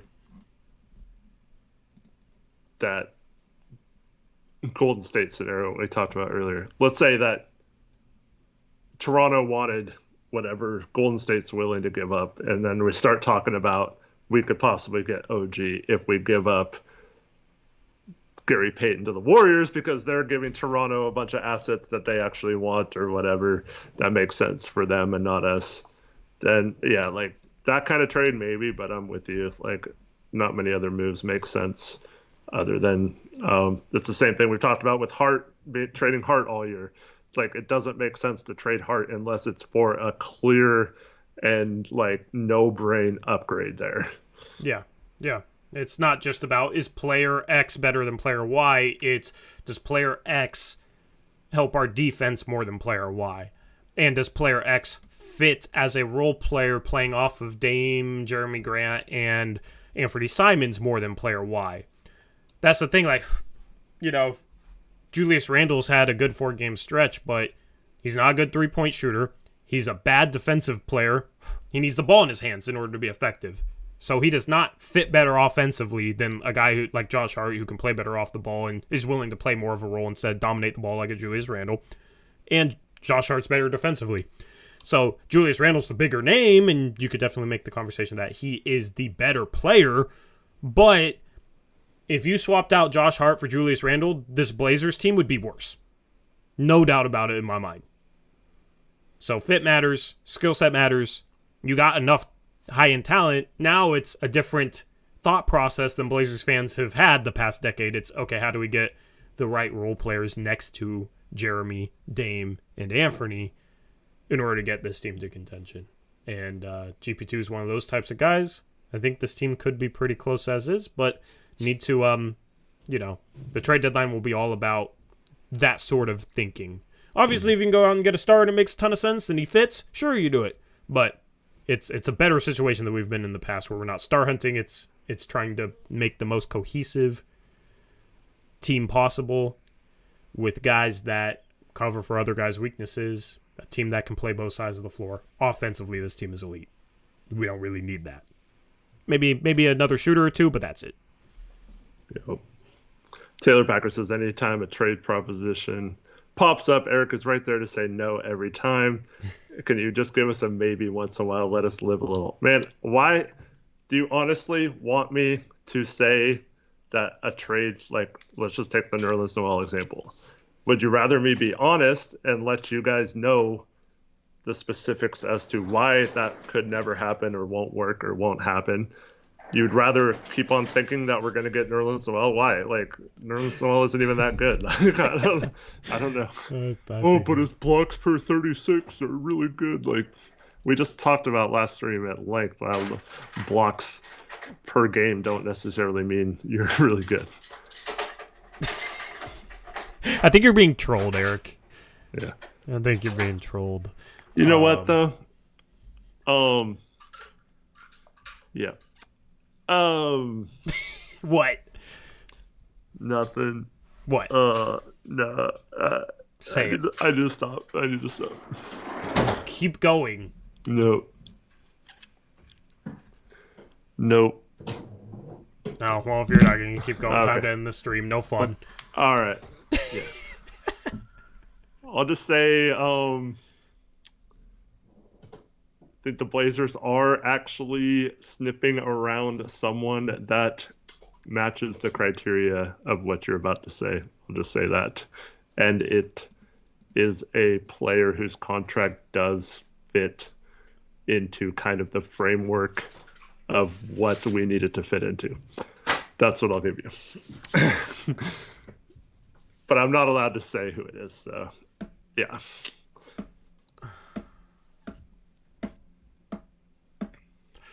Okay, guys, hold on. I'm thinking.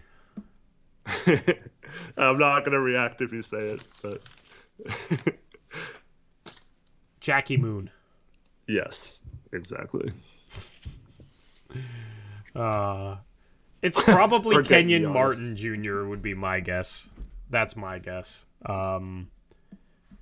because like PJ Washington, we don't have a first. Kenny Martin Jr. was a guy they were interested in supposedly last year, or last offseason, I mean, this past summer. So that's my guess. Like, it has to be somebody unheralded. It's O'Shea Brissett or Kenyon Martin Jr. or Jalen McDaniels would be my three guesses. So, guys, did Eric's facial expression change when I said any of those names specifically? Let me know. I need a facial expression expert to watch our streams because, yeah, I have no idea. This is how Eric is actually able to, I don't know. It's let me just say this. It's not someone who you would say is like someone who could help space the floor. It's someone who for sure 100% is a lights out shooter that spaces the floor.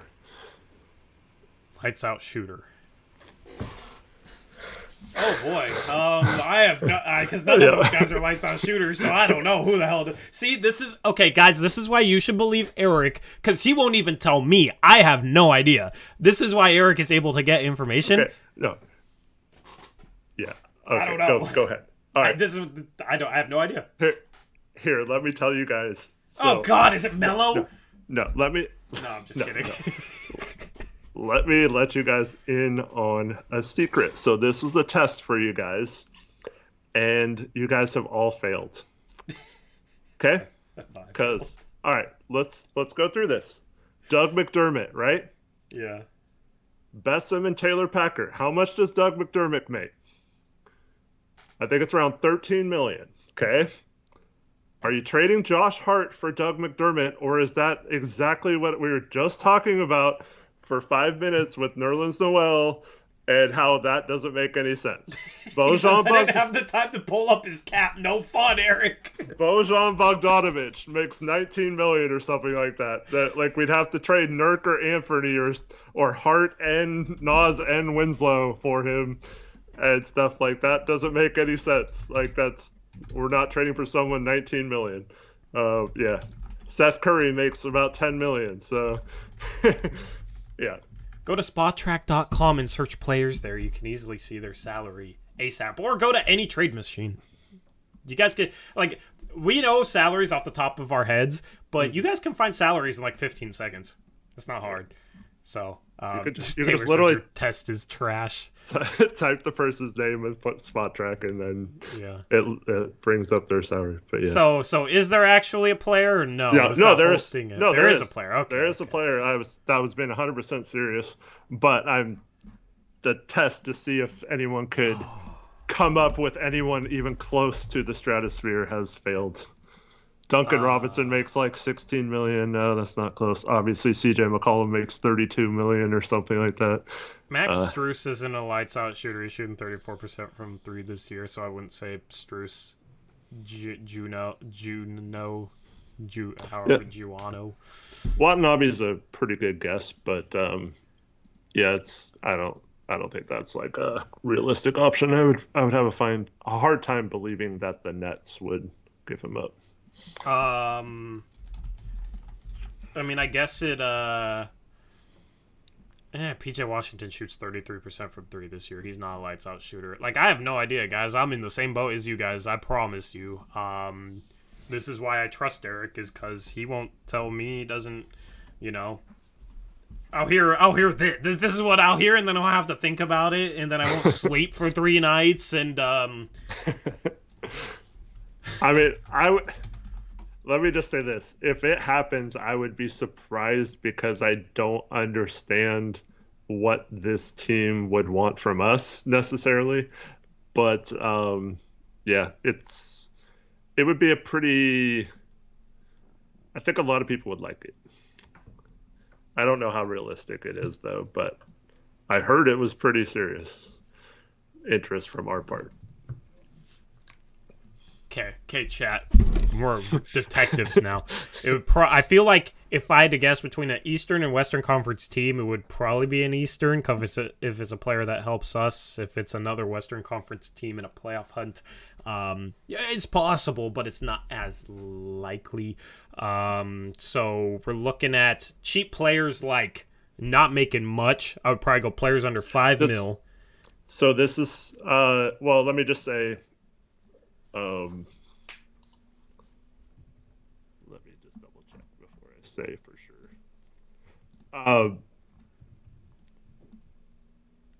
Ryan Arcidiacono.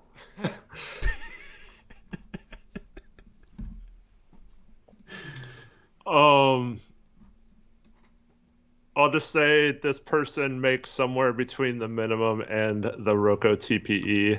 And I thought you were going to say maximum, and I was going to hate you. So it's under the Rocco TPE, and it's someone that this is the first name I've heard that I think would be good enough to possibly use the Rocco exception and go into the tax for. Like, let me just say that, guys. I'm guessing like Otto Porter Jr. maybe, because he makes 6 mil, which is under the Rocco TP. He's not a lights out shooter. He's 38%. This year 35%, but like he's pretty good. Would be nice, and he's been injured. Toronto might be looking to move off some forwards. Otto Porter Jr. is a guy that could be intriguing. So that's one of my guesses. Denny Avdia is not a lights out shooter. Pete Town made.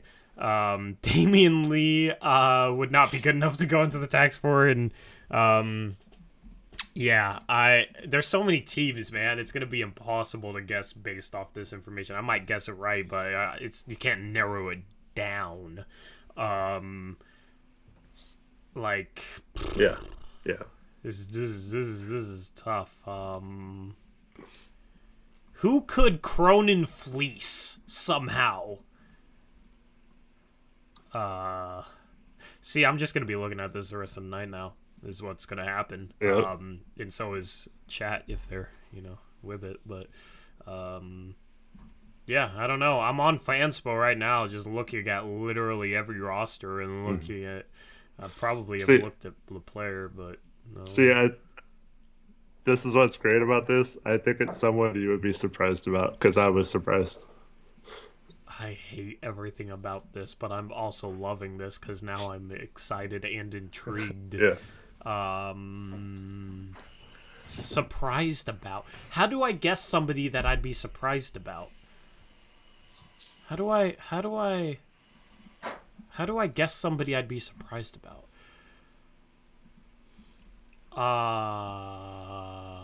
Wow. I do not know, chat. Benedict Mathurin? Yeah, no. I would be able to keep that secret from you guys. If that... Benedict. Rudy Gay. Just kidding. Yeah, how'd you get it? Yeah, Rudy Gay.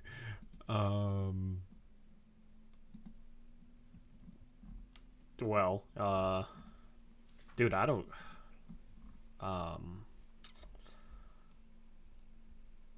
Yeah, I don't know, chat. I don't know. Luka Garza is on the Timberwolves. He's a guy. No, I can't say anymore. Sorry, guys. Yeah, this is all we're gonna get. So, Trey freaking Lyles. No, there ain't no way. Chat, can you help me? Chat, help me, please. Mike Muscala would be not good enough to go into the tax for. Maybe let me look at the Thunder. Because they got a lot of cheap players. They don't got shooting though. The Thunder got no shooting, chat. Kaminsky isn't even on a team. Obi ain't a lights out shooter, but Kaminsky's on the Atlanta Hawks. He's actually been playing lately with all the is injuries. he? Yeah. I mean, Toppin would be fun as hell, but he's not a lights out shooter. He's not a lights out shooter. Like, I'm assuming it's a forward that can shoot. All right, that should be your first. And then under 6.3 million. Chat is. We have so many guesses. At some point, you could probably say if somebody in chat guessed the name, but chat's not guessing good enough names. I would not be surprised about Naz Reid, chat. Like Trey Murphy, maybe, but no, that makes no sense. Like, but it'd be somebody I'd be surprised about, right? So I don't know what to think. It's a similar player to Trey Murphy. Oh wait. I need to get my face up camera in case you guess. Wait. Is it like Cameron Johnson? What did you say? I didn't hear you. I'm gonna take my headphones off for a sec. All right, yeah, take your headphones off. Cam Johnson? All right, chat, that's probably my best guess is Cam Johnson. I don't know. Because Cam Johnson would be surprising, but he would be a forward that fits in the Roko TPE, where it's like, what would Phoenix want from us? And he would certainly help with the shooting. And he's injured. So that would be my guess. But I don't know how it would happen. And he is probably good. That's honestly, I don't know if I could come up with a better guess than that. It's probably not him, but that is my best guess, chat. That is my final answer. All right. Are you back yet? Did you hear anything I said? Who did you guess? Cam Johnson. Cam Johnson is like my best guess because I'd be very surprised, and I don't know what Phoenix would want, but he'd certainly help with our shooting, and he fits in that TP, and he'd probably be good enough to be willing to go into the tax. So that is my best guess, but I have no idea. That's a guy that fits all the criteria, and he's a forward. Yeah, that's my final answer, Eric. Ron Jay Crowder doesn't fit into the TPE. He makes almost 10 million. Yeah, the TPE is like 6.5 mil. Anyway, if that's the correct answer, I'm proud of myself. It probably isn't, though. I will say this. That's, I mean, you did fit the criteria. That's, for what I said, that's about as good of a guess as you could have had. Cool. I'll take that. I will take that. But yeah, think along that type where it doesn't really make sense, but I've heard that we're, like, really after them big time. Yeah. So I assume it's a good team. Yeah, is also my other guest, chat. It's a good team for, I don't know. This is wild. Anyway, well, hopefully one day we get to find out who it actually is/was. Alex Wolf says Cam Reddish. Alex, hopefully you just joined the stream because I said it has to be a good shooter. Like a lights out shooter was one of the criteria. Cam Reddish shoots 30% from 3 this year. Like, it has to be like a Cameron Johnson type of shooter, at least, is my thought. So, yeah. Yeah. Anyway. Mikhail makes more than 6.5 million. Chat's not helping me, Eric. Corey Kispert. That's like on the low end of the criteria. Yeah, what's he? He's shooting 41% from 3. Like, he can shoot the hell out of the ball. And like I mean, like Corey Kispert, I feel like, though, is he good enough to go in the tax? Probably not, but like I feel like top end is Cam Johnson, low end is Corey Kispert. Like that's somebody in that range is my guess. Corey Kispert's actually not a terrible guess because he's making 3.5 mil. So shout out to whoever came up with Corey Kispert. Already lost it. See ya, Juno. Kevin Herter, I don't think Kevin Herter fits. No, wait, no, he doesn't. He's making more money. Yeah, he's making almost 15 million or something. Yeah. Guys, less than $6.5 million contract.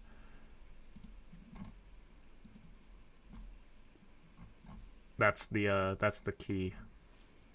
That's like the key part there. So like if you look on a trade machine, you can scroll down to $6.5 million. Like Patrick Williams makes too much. He makes 7.7 mil. Because I saw a bunch of people say Patrick Williams, but guys, I can check all this and talk on stream. I was hoping you guys would be able to check your contracts. Caleb Martin, I don't know if I don't think I'd quantify him as lights out. This is a good like target session, you know, like listing out targets. That's what this has accidentally become. Hey, he's a 41% 3-point shooter, the last 2 years, and was supposedly, yeah. He's a defender too. Yeah, good defensive player. Yeah, Caleb Martin is also another really good guess. Yeah. Actually, my guess is probably Caleb Martin. 6.4 mil. But he's on a... No, he's recently signed. Yeah, that would honestly probably be like Cam Johnson, Caleb Martin. I didn't realize Caleb Martin was that good of a shooter, though. So that's actually my best guess, and I'm just gonna end this conversation, because I have a feeling it might be him, but I have no idea, no clue. Anyway, Eric, what's up? Thanks for sending us on a scavenger hunt for a player. I shouldn't have said anything. I'm kind of kicking myself, but I also didn't want to not let you guys in on something either. So I was kind of torn between the two. So that's the best I can do. Taylor, sorry to bug you, but like I want to tell you guys, but I can't. And yeah. So this is as good as I could come up with. Yeah. And I don't want to get you into trouble by guessing it right, or saying why I think it's somebody, you know. So I'm just gonna stop talking. Anyway, because I think I don't know. Anyway, now you got me caught between a rock and a hard place. Chat. This does not leave the stream. Nobody has said anything about trades because we're waiting until game 30, okay?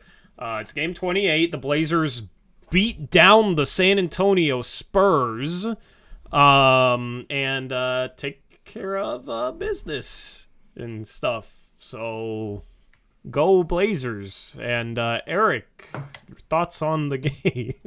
You want to do breakdowns? That's a good... Oh, yeah, we got breakdowns to do. Okay, cool. Because, that was not working. Yeah. You're right. How many plays?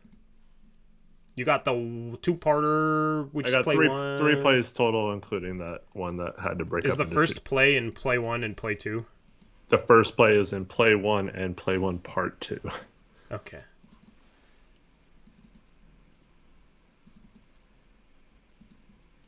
All right. And then play one,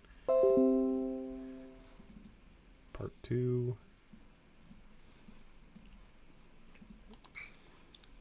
Okay. All right.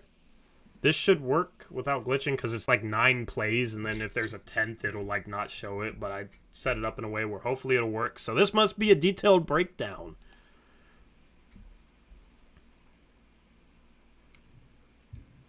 All right. Yeah. So this play just had a lot of parts to it. That's why Andy told me that only 8 slides work per one. Yeah, so it's like 8 or 9. Yeah. So we have a play where we're set up pretty well here, and we're just going to roll with it and see what happens in this play. So we're going to see Sharp has to go through a couple. I think he's guarding Josh Richardson there. He has to go through a couple screens. And in the second slide, you see how far off of him he is. But I thought Sharp does actually a really good job if you go from this slide to the next slide of getting all the way out and recovering well and not having a bad closeout to where Richardson can go right by him. And so we're back into being really well set up again. Everyone's in the right positions. And we see that Gorgie Jang is probably going to come up here and set a screen. And Nurkic is going to play drop because, Richardson can hit threes, but you want to try and hope that Sharp is quick enough to get through this screen. So as we see, Sharp actually gets completely stuck on the screen in the next slide. Nurkic has to stay where he is. If Richardson wants to take a mid-range shot, I think you let him here. And then Nurk's going to have to come out, so they actually have to switch. And you see in the next slide that pretty much everyone's back into good defending position. Sharp is trailing Gorgie Jang, so that might have led to an open basket if he doesn't get back in front of him. But overall, pretty good this late into the possession of people rotating. And then in the next slide, we see that Nurk has had to come out on Richardson more, and they're going to try to post up Jang on Sharp. And, Jang's not really a post-up player or anything, so I think you take this.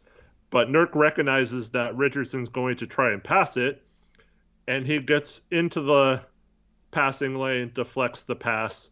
So just really good defense by Nurkic here to not only come out and help because he had to, but then to also recognize the pass and get into the lane and tip the pass away. But it goes back to them, and this is really subtle, but this is something that I was really impressed with by Shaedon Sharp here. When Nurk deflects the ball, Sharp doesn't just stay on Jang. He actually rushes back to his man and recovers, and in time to where him and Nurk are back to both guarding the same guy that they're supposed to guard. Now, the problem here is that Watford has no idea who he's guarding and is just standing there, and Hart is on his guy, but there's two of them on one player, leaving a corner shooter open. But much like in the previous Brandt's breakdown, we did have a situation where Watford made a mistake and he recovered well. So on this particular play in the final slide, we see Watford getting into the pass lane, anticipating the cross-court pass, and he's long enough to jump up and knock the pass away. So thankfully, pretty good. Other than, there was a couple mistakes there, but everyone recovered well and kept with the play enough to force a turnover. Yep, I don't know where that final slide is, but tried my best. Yeah, no problem. It was just him intercepting or knocking the pass down. That was trying to go to the cross-court shooter. Yeah, because I'm playing Play 1 Part 2, and it's playing a bunch of pictures, so I don't know what happened. Yeah. There's some overlap. Okay, there's some overlap. There we go, Trendon. All right, we got good old Trendon tipping a pass. Anyway, there was like 5 plays in the Part 2 one instead of 2. Yeah, I was confused. Anyway. Oh, you split them up 5 and 5. Yeah, 5 and 5. Yeah. Okay. Anyway, that's play number 1. I wish Streamlabs didn't do that, but unfortunately, that's a problem with Streamlabs. Don't know why. Anyway, play number 2. Play number 2. So Eubanks comes into the game, and I just want to show you the difference between last play. Our big man recovers. He positions himself well to stop both a drive and also when he comes out on the shooter, he comes out. Okay. So here's some action where Jang is going to hand off to Doug McDermott. We got Josh Hart and Eubanks involved in the pick and roll, right? Mm-hmm.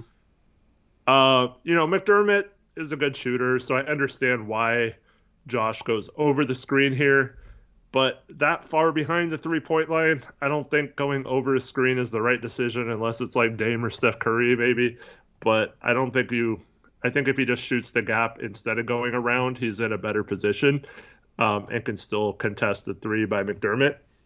But as we see, look at Eubanks. He's standing there. Now, luckily for him on this play, neither of these guys are threats off the dribble, really. But what did we show? I forgot what game was that. Was that against Jokic when he showed like he was slouching over like that and not in a good stance, and Dame killed him. Eubanks is going to, you got a show on this, which is fine. But Josh Hart gets through this, right? And in the next slide, we see that, in this slide, actually, McDermott's already looking to pass. He's already given up his dribble. He's got two hands on the ball. Eubanks has to recognize that he has to go get back to his man here once Josh Hart recovers and is fine. But in the third slide, you see Jang catches the ball. Eubanks could easily dive and take a couple steps back and to his left and get back in front of Jang. And if Jang wants to pull up from 18 feet once again, that's fine. But you could cut him off. Instead, Eubanks just stands there. And this is the difference between when Nurk's playing defense and when he's playing defense. He's always giving up some sort of angle or something. And now instead of him just getting back to Jang, Josh Hart's completely out of position here, and he's going to have to run an extra couple steps and have a worse angle and is the worst defender to try and get there. And then you see Eubanks turns around from where he's standing in that next slide, but he doesn't ever try to get back into play or do anything, and he just stands out there on McDermott. And we end up having some good help, and I think we end up turning the ball over here. But just these kind of things are like effort plays and IQ basketball plays where we can't just have a pick and roll between Gorgie Jang and Doug McDermott 30 feet from the basket result in our rim protecting center like completely taken out of the play. Like this just can't happen. He's got to recognize that he has to get back in the paint and recover there, and that's Hart's responsibility to get back to McDermott. Yep. Good rim protector needs to keep himself in position to protect the rim, but this is the type of stuff that Eubanks does that kind of goes unnoticed. Yeah. The play before is the type of stuff that Nurk does, which also kind of goes unnoticed, and that's the difference between the two. That's why Nurkic is a better defensive player, despite not being as flashy. We've talked about that a lot recently, so love this breakdown. And then also, so we have a third play. Are you ready for that? 3. Okay, yeah. I asked, and I thought it was 2. Okay, no, cool. 3. There. Okay, it's loading. All right, what do we got for play number 3? All right, so this is actually a couple plays in one, but it's only a couple sides for each. So this is Trendon comes in the third quarter and just has a couple absolute meltdowns on defense, leading to 7 straight points from the Spurs on 2 possessions. And I just want to show you guys what happened here and what Trendon can absolutely not do if he wants to earn minutes on this team as a rotational piece when it matters. So we have a situation here where they're actually in zone on this play, and Trendon has a guy cutting up, and he's telling Dame to do that. But Nurk, for several seconds, is yelling right behind him that there's still a guy in the corner, right? And so Nurk's trying to yell at him and tell him that he needs to recover back to the corner because he's obviously passing off this player to Dame right here. Now in the next slide, you can see the pass is already going to the corner a couple seconds later after they had passed the ball around, and Watford still has no idea that there's a player in the corner. And this is off an inbounds pass where the guy just came from underneath on the baseline, so Watford should have known he was there the whole time, but had no recognition here. And so he doesn't see it all. Nurk is still yelling at him to get back, even though Watford's completely turned around now. And then in the third slide, you see that I think this is Keldon Johnson, catches the ball and is shooting, and Watford still has no idea there's a guy in the corner. He's still completely lost and doesn't recognize it, even though Nurk's been yelling at him for several seconds. So, and then after this, he's like, my bad. Like, okay, but you still can't be that unaware on defense and fall asleep that much. Like, that's really bad. And so, okay, it happens, right? One time. But as we go to the next play, so the Spurs get a rebound and run out in transition, and Watford is here. He has to get matched up with Vassell here, and he's playing kind of far off of him, and once again rushes out his closeout. Not really a good closeout there. Bumps him to the ground, and they hit a three. Just really bad couple of possessions for Watford, and that's the kind of stuff you can't have one player messing up your defense that bad if you want to try to get that defensive rating back into the upper half.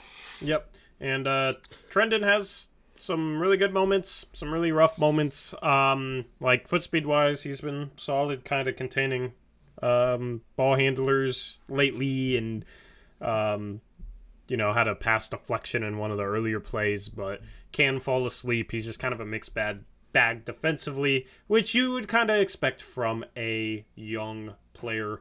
But he has been better. Like, he is having so many more of those moments earlier this season. Still having them now, but he has shown improvement, so like to see Absolutely. that. But can't fall asleep like that. Can't foul a three-point shooter either, so that's two very bad mistakes. And he's done that, I think, 4 or 5 times this year since he's been back, foul a three-point shooter. That's something that he doesn't want to be known for.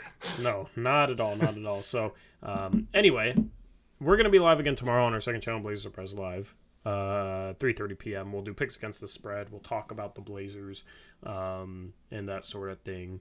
And also, I haven't plugged this yet today, but we're having a live watch party on January 2nd. You can come watch a Blazer game with us and other Blazers fans, and then we'll do a live post-game show from the venue we're having it at. It's at Alberta Abbey in Northeast Portland, kind of by MLK Boulevard.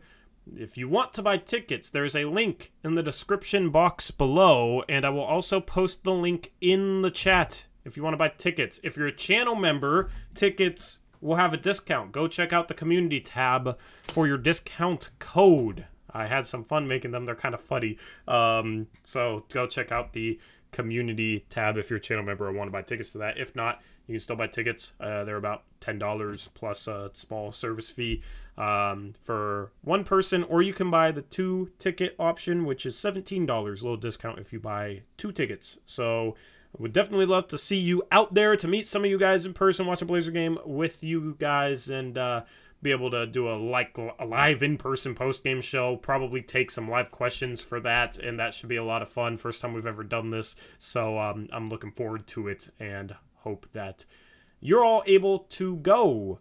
Looking forward to that. David Kutzar, $2 dono. Do you want to say something about it? I just like to say I'd love to meet as many of you that want to actually meet us. If you're interested in getting to know us better and having a nice community viewing of the game, hope to see you there. Taylor says maybe I'll go just to talk some smack to Eric IRL, saying, "Why you always saying no to my trades, homie?" And I'll say, "Why you always come up with stupid trades, homie?" I'll pay to see that, Taylor. You got to smarter. make that happen now. But yeah, looking forward to it. Should be fun. Zach asking for a 98% discount code, even though Zach gets in free because he's a moderator. But sure, Zach, you can pay 2% of the price if you really want to. Shout out to David Kutzar. $2 dono says, need to take advantage of this upcoming schedule. Absolutely. Next game is against Dallas or Houston. Which one is it? Man, I don't know who the next game is against. That's bad. Bad on me and bad on you. It is Dallas. Bad on us. So we got Dallas up next. Gotta get our revenge. This is going to be a test. The Blazers have been playing well, 1-5-6. You got Dallas, who's struggling right now. We've already lost in Dallas. Can you figure out how to guard Luka? Or is it going to be Dame has to drop 50 since Luka's dropping 50? That's going to be the question on Friday. That'll be a fun game, though. And then after that, Houston and OKC twice, very winnable games there. Got a chance to really do some damage. The Blazers are 9-6 on the road right now. They have been phenomenal on the road. So if they're able to keep things rolling through the rest of this 6-game road trip, 5 games left on it, could be looking at a phenomenal road record and an easy schedule rest of the way. That's home heavy and against some easier opponents. So looking forward to that. Hopefully the Blazers can continue to take care of business. And then shout out to Ryan Wilcox, $2 donut, says, real talk, thoughts on Katie Lang being a super fan? Eric, I'm not really familiar with Katie Lang, so I have no thoughts. Do you have thoughts? She's a singer. Yeah, she's I've been a fan for a really long time. Yeah, so I'm old too, so there isn't a lot of super fans or like famous people that are Blazer fans, so she's one of the OG ones. So yeah, I mean, that's good, right?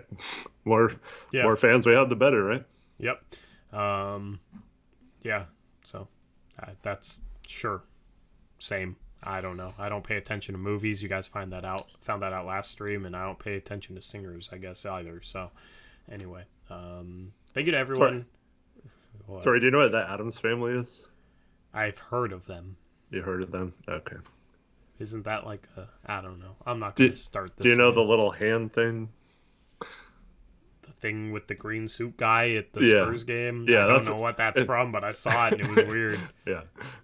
Yeah, for some reason their mascot is the coyote or whatever was dressed up as Wednesday Addams, and then they had some guy in a green suit like following her around with the little hand thing. Yeah.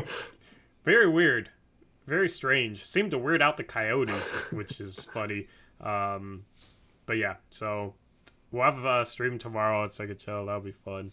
Enjoying this stretch of Blazers basketball.